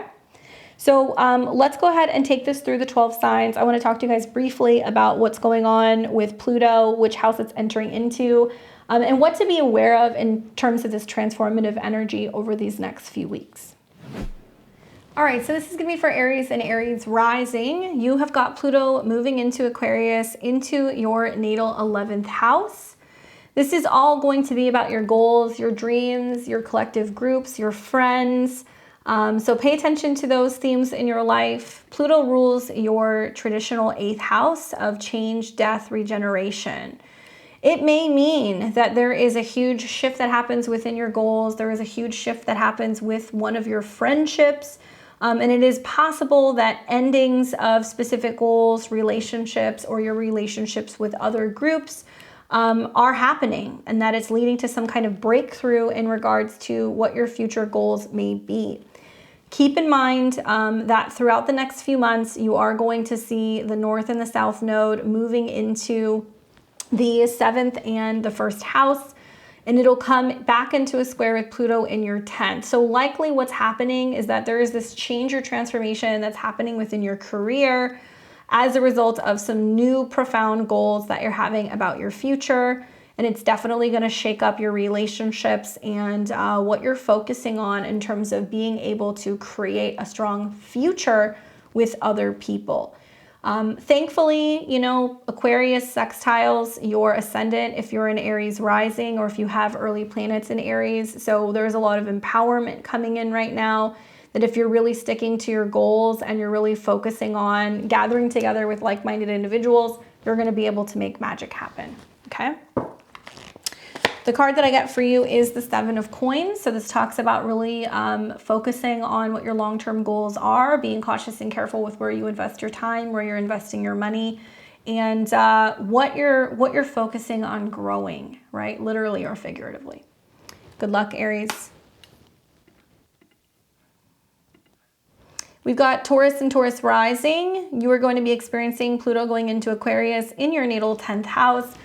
This is a big one for you, Taurus, because you have a lot of action going on right now in the angular houses. So you're going to be experiencing Pluto move into your career zone. This can be about a total change and transformation to your public reputation, to what you're doing professionally out in the world. It can be a time where there is a huge change to your public image. It can also be power struggles with people at work, with superiors, with bosses, and also within your relationship with others. Pluto rules your natal 7th house of relationships and also your marital partners. So it's possible that you are entering into a very strong, powerful period where there's changes going on with relationships, changes going on with clients, changes going on also within your career. It's about rising to the top, but it will come with some challenges. There is still energy in Capricorn this year, so a lot of it is about your belief, your faith that's changing. That influences ultimately what you end up doing professionally. Because Pluto has connections to your relationships, it can be a powerful time in relationships where you're transforming your identity. Some of you guys will be entering into really strong business alliances. Some of you guys may be changing your status in the world. So it's not unusual for some Taurus risings to say, I'm taking on a new business partnership, I'm ending this connection, I'm ending a relationship with a client, I'm getting married, or I'm getting divorced. Big shifts in regards to you and the people that you are partnering with out in the world. The card that I get is the Ten of Swords. It's not possible for there to be something new without you putting it into the old. So there is like a sense of cleaning out some of these relationships, letting some of them be, letting it go. Even though it can be difficult and it can be painful, you're recognizing that there is a need to kind of cut ties with certain individuals in order for you to be able to get to where you want to go professionally. Good luck, Taurus. For Gemini and Gemini rising, you are seeing Pluto enter into Aquarius. It'll be moving into your 9th house, and it is in a sister sign. So if you are a Gemini, Sun, Moon, or rising within the first 4 degrees, this is very powerful. You'll be experiencing a Pluto trine. Having Pluto move into your 9th house is definitely going to change and transform something about what you're learning, about what you believe in, about what you're studying. Pluto does deal with acts of service, okay? It rules your 6th house. So some of you guys are realizing, in order for me to get to where I want to go, to do the work I want to do in the world, I have to learn something new. Powerful teachers, mentors, and gurus can arrive, but this can also be a period where you have a crisis of faith. You may realize that you've hit the end of the road within one period of your career and you're needing to learn something new in order to evolve and go in a new direction. So for some of you guys, education or going back to school, getting a degree, self-education, these can all be themes. And also learning more about health and wellness, because Pluto has connections to your natal 6th house. So you might be realizing that you need to learn something new. Aquarius in the 9th can be this connection between spirit and science, and you're learning a lot more about healthy living, but it has some kind of metaphysical twist to it. So I could see like yoga or spiritual practice somehow positively influencing your health in general. And how you can better be of service. I wonder if some of you guys are also going to be thinking about publishing, teaching, or traveling, because that can also be very empowering with this transit as well. The card that I get is the Five of Swords. How interesting that this is the card that represents the first decan. I could see this also as wanting to feel empowered by what you're learning and not feeling like you're in this monotonous grind. Because that South Node being in the 6th house is like feeling like you're showing up and you're having the same problem, whether it's the same problem with coworkers, the same problem with your schedule, the same health issues, and you're like, I no longer want to be suffering from this problem. I want to walk away from it.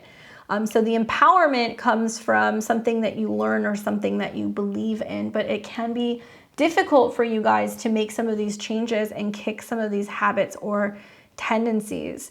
Look for the trines to your sun, moon, or rising to be something that really empowers you and also helps you get more so in touch with how you communicate, how you think, or your body.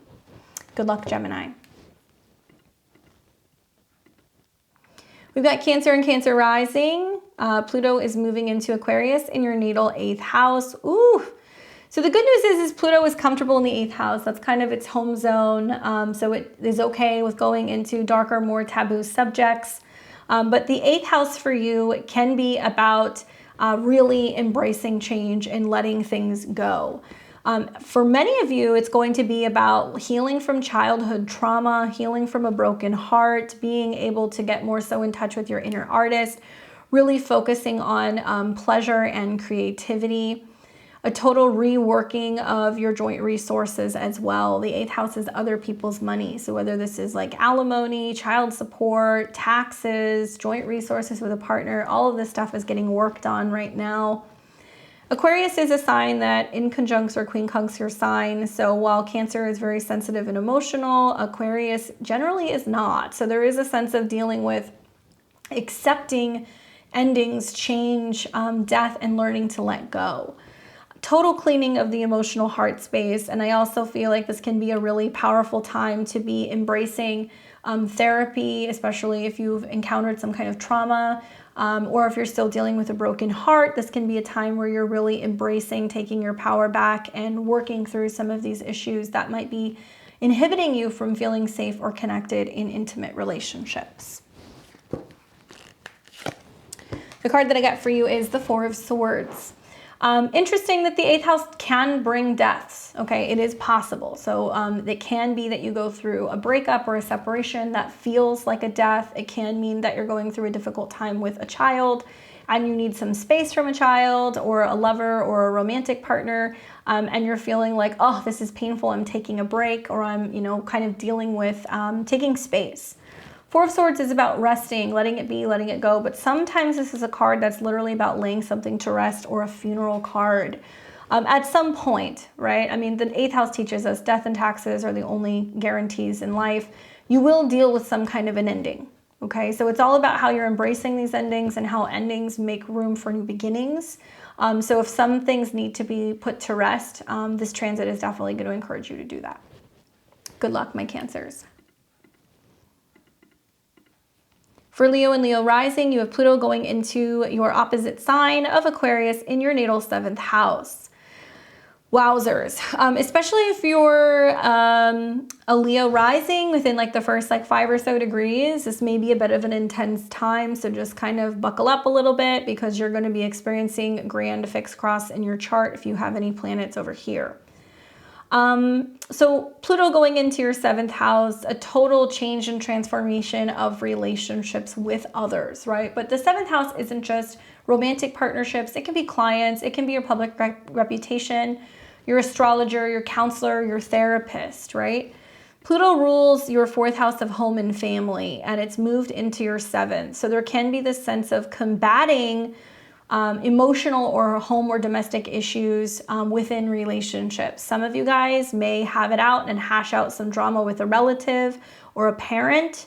Other partners may realize that you've come to a turning point where you no longer can maintain a friendship, Aquarius, a relationship, 7th house, or a partnership with somebody as a result of toxic emotions or feelings. On the flip side, it can also be a period where there's this awakening where you wake up to what you do want in relationships, and it can be empowering, and there's a very powerful union that can arrive.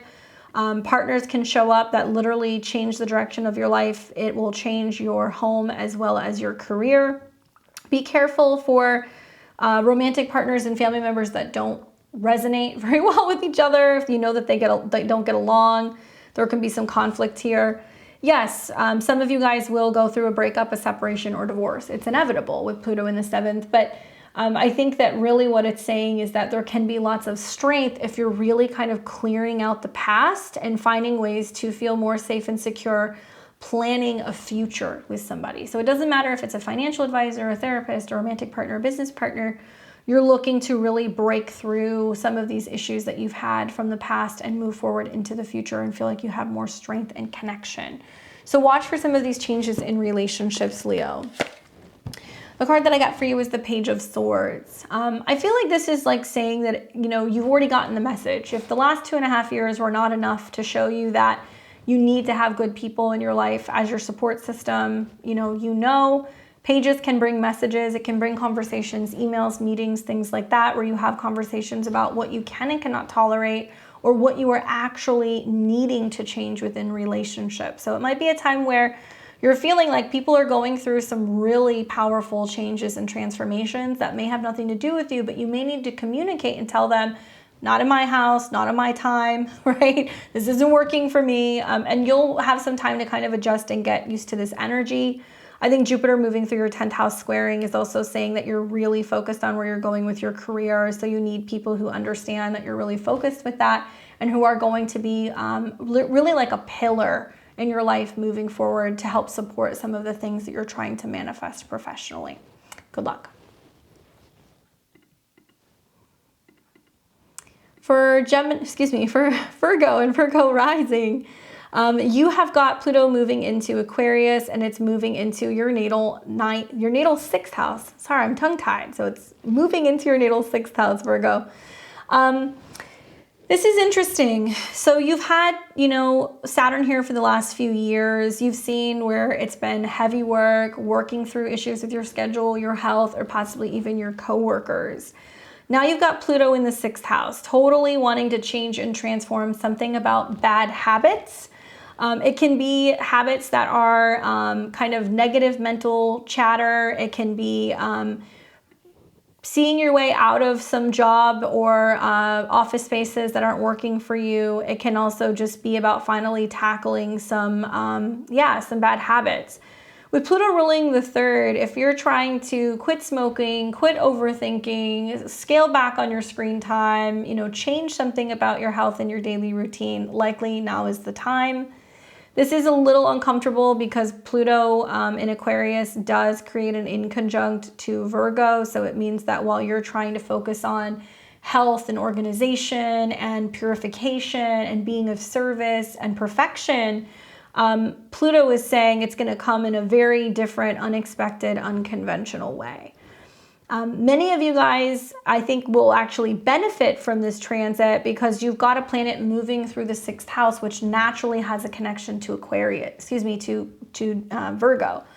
So look at like ways that technology can be helping you stay organized, helping you make sense of your goals, helping you make sense of making more time with your friends.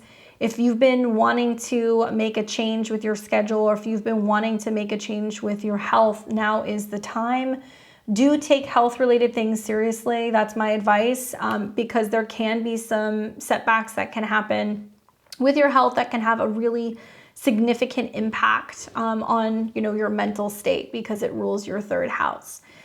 Watch how you're communicating with others and also with yourself, and really be open to making changes in your habits that are going to help promote, I think, having more freedom, right? So some of you guys are going to be focusing on how can I work remotely? How can I travel? Especially with Jupiter moving into your 9th house. Some of you guys might be trying to figure out how to do that. And equally, you may be trying to learn more about new technologies so you can advance within your career. The card that I got for you is the Queen of Pentacles. This is a great card for you. If you are a Virgo, you are represented by the earth element. So this talks about being on top of your health, your money, your resources, being prepared. This is also about nurturing your abilities, your skills. There can be assistance that comes from another earth sign. So watch for Tauruses, Virgos, and Capricorns that can come in and assist you. Intuitively, I wonder if that's going to happen with Jupiter going into your 9th house, if you're going to be meeting new people who can help guide you and learn these new skills to be able to kind of better cope with some changes in your schedule or your health. Okay, but great card for you. For Libra and Libra rising, you have got Pluto going into Aquarius, moving into your natal 5th house. Libra, this is a sister sign. So if you happen to be a Libra sun, moon, or rising between 0 and let's say 4 degrees, you're going to be benefiting from this the most because you're having an opening trine in your chart. What this represents for you is basically really kind of coming into alignment with your 5th house. Okay, so the 5th house, joy, creativity, your love life, pleasure, anything in regards to your talent and being able to share what you have with the world. The 5th house is also about self-love. It can also be about self-employment or even children. So Pluto moving into this part of your chart is going to make you feel very passionate about something. Pluto rules your natal 2nd house of money and resources. So watching Pluto move into this house makes me feel like there is the sense of getting really passionate about what you create, what you design, what you share, what you participate in. So for many of you guys, it's going to be a period where you're going to start writing, dancing, painting, sharing, creating. It may also be a huge pivotal period of time where there's major changes in your love life or even in regards to children, because the 5th house represents your first child. You can experience heartbreak here. That's one thing I would watch for. Pluto in the 5th house can bring a sense of having breakdowns before having breakthroughs. So there can be some grief, some losses, and even some chances that you're taking. Just be very careful with Pluto ruling your 2nd house. There can be a sense of excessive gambling or excessive investments that may or may not always play out. But nevertheless, with Jupiter going into your 8th house, it could be big risk and big reward. The card that I get for you is the Sun card, which is interesting because the 5th house has this connection to like a solar house. So seeing Pluto go into the 5th house, maybe it's about embracing the much more unconventional, totally fixated, happy, kind of like solar energy, right? The Sun card talks about being able to have positive shifts after a period of things not really panning out. So it's like the coming out on top card, having the breakthrough, being able to share all of your excitement after what's been possibly a really sluggish time of not feeling inspired or not feeling creative these last few years. It can be indications of children. So with the child riding on the horse, it can talk about messages of life and youth coming in. But it's like the light turns on and you become so passionate about something that it's like you might just eat, sleep, and breathe this new thing that you're going to be focused on doing all the time. Good luck, Libra. For Scorpio and Scorpio rising, you have Pluto moving into Aquarius in your natal 4th house. And this is very important for you, Scorpio, because you are the only sign that is ruled by Pluto. So we've got Pluto moving into your 4th house, and this deals with home, family, property, your roots, your private life. Where Pluto goes, it affects you. Pluto rules your 1st house of the physical body. Okay, so as Pluto moves into the 4th house, it's about how are you feeling? What are you reflecting on? What is your private life like? What are you breaking down, changing, transforming? You may be very focused on transforming your private life.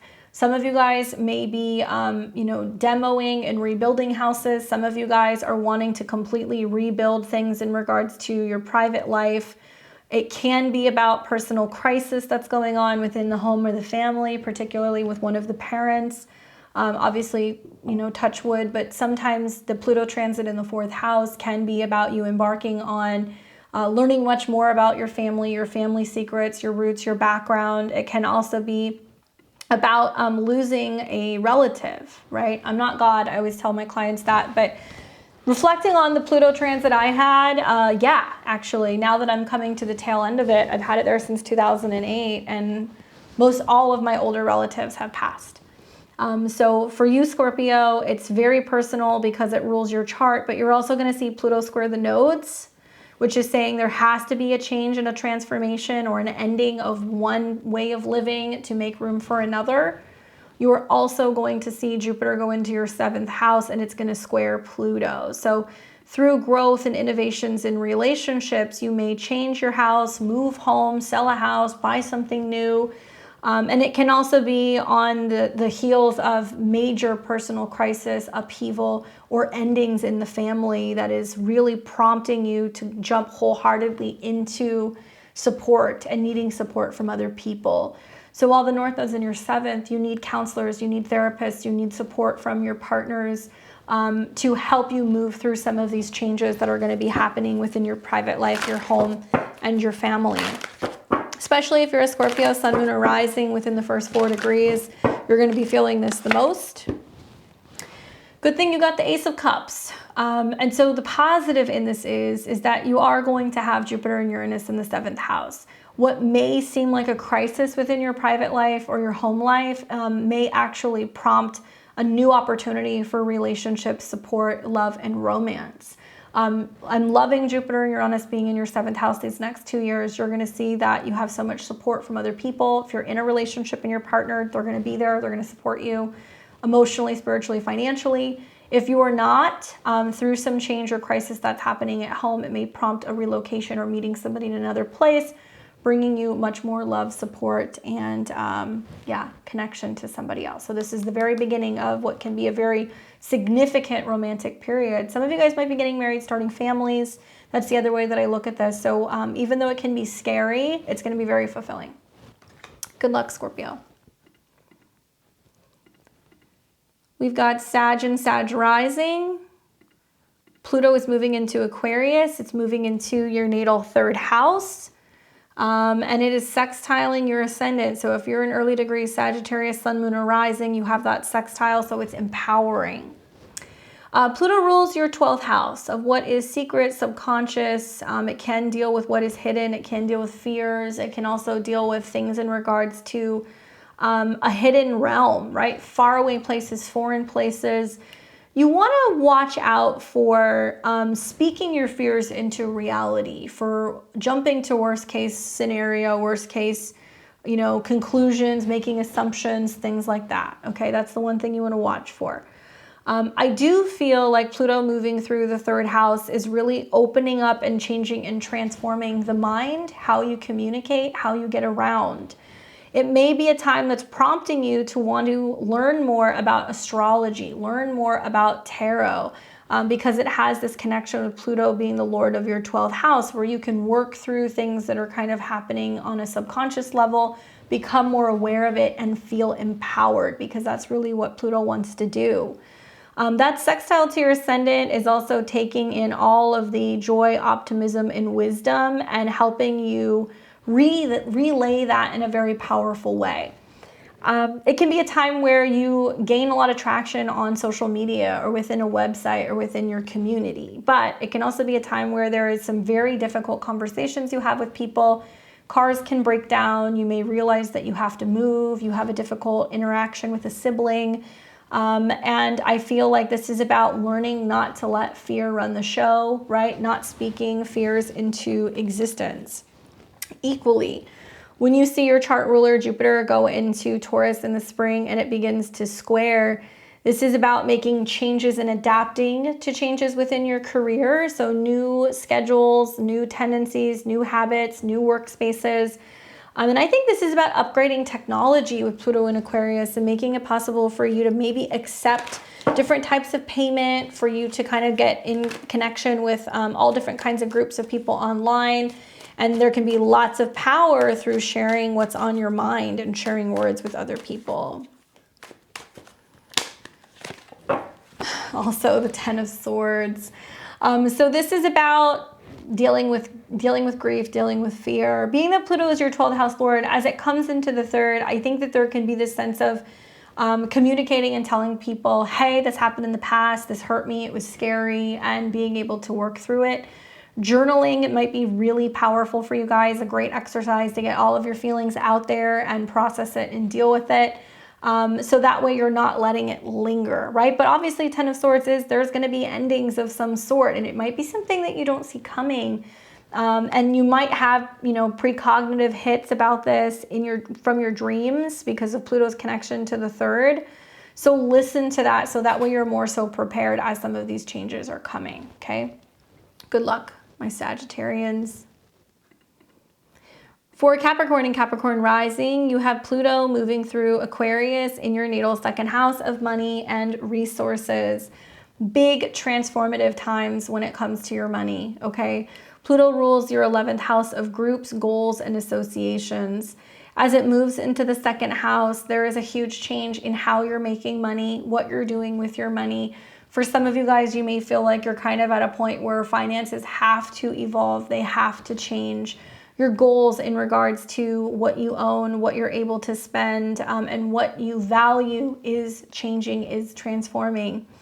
Pluto moving into this part of your chart may bring wealth for some of you, okay? I know it's been a rough couple years with Saturn being there, but it may actually bring you wealth, and it may bring you wealth because of a connection that you have to other people. It is possible that you're developing new skills, new capabilities, new ways of being able to produce resources. And the second house also deals with your natural talent. So there may be a sense of learning from other people, taking group classes, collaborating with like-minded people, joining associations that are going to help you develop these talents and there in turn network and then maybe make more money. But for some of you guys, this is like the final, turning point where it's like, I can't spend money like this. I can't continue to give my power away. The second house deals with self-esteem as well. So I think Pluto moving through here is learning not to feel like you need to get recognition from other people. The squares to the North Node in the 5th is learning to invest in yourself, believe in yourself, and focus on what you can create.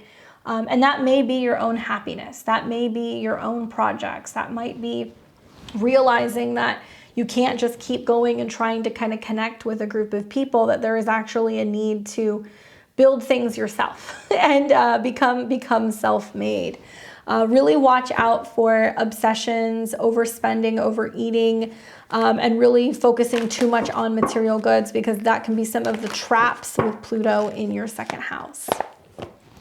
The card that I get is the Nine of Cups. So this is about having your dreams come true. There's no doubt Pluto in the second house can be very powerful, especially when it comes to resources. And many people after this transit will find that they have more resources, that they've had periods of financial decline and things kind of bottom out, and then you have to rebuild, and then you start to kind of realize what you truly value. But this is a card that's about getting what you want, wishes being granted, really feeling fulfilled, and seeing all of your dreams kind of come true. So as long as you're staying true to that, likely you're going to see these things totally manifest. Good luck, Capricorn.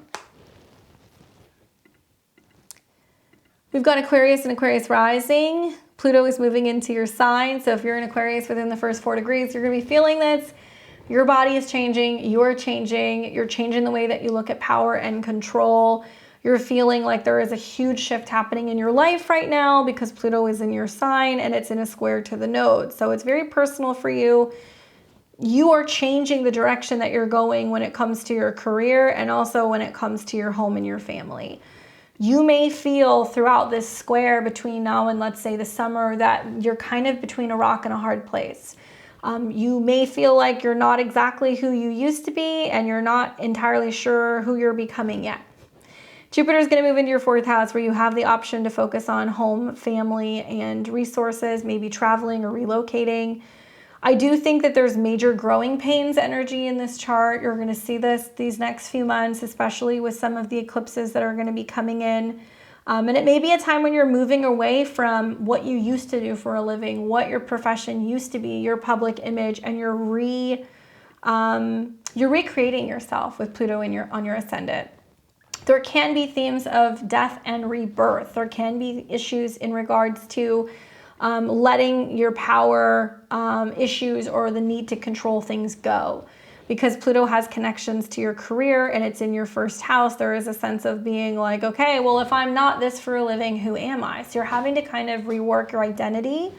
And also like really looking at what you can and cannot control. And I think what you're going to realize with Pluto in your sign and the squares these next few months is that you have the power to create change. If you don't like something, change it. Don't wait for your family to push you to do this. Don't wait for your job to push you to do this or your jobs to end or your living situation to end.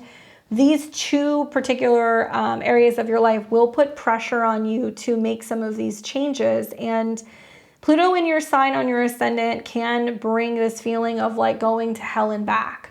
really take care of your mental health, really take care of your energy. You know, there is this regenerative quality. Watch anything in regards to your nervous system and your energy levels, because Pluto here can definitely kind of break some of that stuff down. And it'll get your attention through your health, right? It'll get your attention through your health. So let's take a look at what the cards say for you, Aquarius. I get the 8 of Cups, which is about walking away, leaving things that are not serving you and not looking back. So for some of you guys, it's like reaching the point of no return, right? So it's like, okay, that's it. I'm not coming back from this. Like I'm totally moving away, moving on from this relationship, letting this thing go. I'm abandoning ship. And it is for good reason, right? You're doing this because you're trying to accomplish your goals. So you are going through a huge period of change and transformation. Likely the next few weeks ahead are going to be about recognizing what needs to end and what you need to walk away from, so you can be bringing in all of the goodness and the things that you're hoping to achieve. But likely, I think you're going to be seeing more of that in the fall when you see eclipses taking place in your 4th and your 9th house. Okay, good luck. And for Pisces and Pisces rising, you have Pluto moving into Aquarius. It's moving into your natal 12th house of what is hidden, subconscious, behind the scenes, private. Pluto is the ruler of your 9th house traditionally, so Pluto moving into the 12th. Some of you guys are going to be studying metaphysics, esoteric topics. Some of you guys are going to be traveling, moving or visiting a foreign land. Continuing education, going back to school, getting some kind of certification. You might get really into meditation, hypnosis. Some of you guys will become students. Some of you guys will become teachers. It really just depends. But Pluto in the 12th house is working powerfully behind the scenes. This is like a very CEO placement, building something powerfully or building a powerful team behind the scenes. This can also indicate that there is a sense of wanting to connect with groups internationally, wanting to connect with masses. So there may be people, friends, connections that are in other countries or in other places. You may want to be learning more about digital art, photography, editing, all of these things that are very kind of 12th house Neptunian. Interesting times. I mean, it's, Pluto in your 12th and Saturn in your 1st. So it does make me feel like the energy is still very isolating. There is this sense of needing your own space, reworking and rethinking what it means to go your own way and to be alone and to feel okay doing it. There can be lots of subconscious things that can come up for you. So meditation, reflection, rest, past life regression, hands-on healing, things like that can be really helpful with Pluto in the 12th house to work through some of these things that can feel heavy and also kind of karmic, because the 12th house is what we're wrapping up. So there can be some sense of wrapping up old belief systems, wrapping up what you thought you knew. You may be saying goodbye to certain beliefs, teachers, mentors as well. That can be something else that's playing out here. But for the most part, Pluto being in the 12th house is very private, and there is this sense of feeling very at one with the universe when you have alone time. So I would encourage you guys to really enjoy that alone time. Take the time to reflect, see how privacy, reflection, and meditation can give you almost this upper hand when it comes to strategizing where you're going to be going with your life. I'm equally curious to see what happens when Jupiter goes into your 3rd house in the spring, because it is your traditional ruler, and square Pluto. And some of you guys may be realizing it's time to take a class, write a book, learn a new language. It's time to travel. And it'll come on very strongly. And some of you guys may feel compelled to start writing, blogging, starting a podcast, YouTube channels, things like that, and sharing with people some of your observations or things that you have been feeling intuitively that are going to be coming in the future. So it can be a time where some of you guys are going to become like little diviners, The card that I pull is the Queen of Coins. She makes a reoccurrence. Stability, right? Health, finances, resources. This can also be about earth signs. So Tauruses, Virgos, and Capricorns can kind of pop in. I feel like this is about working hard behind the scenes and really nurturing something that you're trying to focus on growing. And it might be something that you have long-term plans for. It may be international businesses. It may also be working with somebody who can really help you get grounded. So when I see Pluto transits, 8th house or 12th house transits, it can be a time where there can be a lot of support that can come from therapists, counselors, people that can guide you behind the scenes. This can also be career coaches. This can also be mentors and teachers. So watch for that energy to be coming in and really helping you guys strategize where you're going with some of your future business endeavors. Okay. Good luck, my Pisces. All right, guys, that's it for me on Pluto and Aquarius. I hope that the next few weeks are insightful. It gives you a little bit of a heads up in terms of what is radically changing and transforming out in the world, but also in your world as well. Let me know, where is Pluto transiting in your chart? What aspects is it making? What are you anticipating is going to happen? Are you already experiencing some of these things? I'll be back with some more videos. We're going to talk a little bit more about the Pluto Jupiter square that'll be taking place in a couple weeks time. And we'll also be taking a look at when Pluto retrogrades back into Capricorn over the summer. As always, thank you guys for your likes, your comments, your shares. Leave them below, and I will see you guys back on Thursday. We're going to talk about Mars going into Cancer, and we're going to take a look at that ingress and how that's going to be affecting all of us for the next few weeks. So until then, I will see all of you guys very soon. Take care.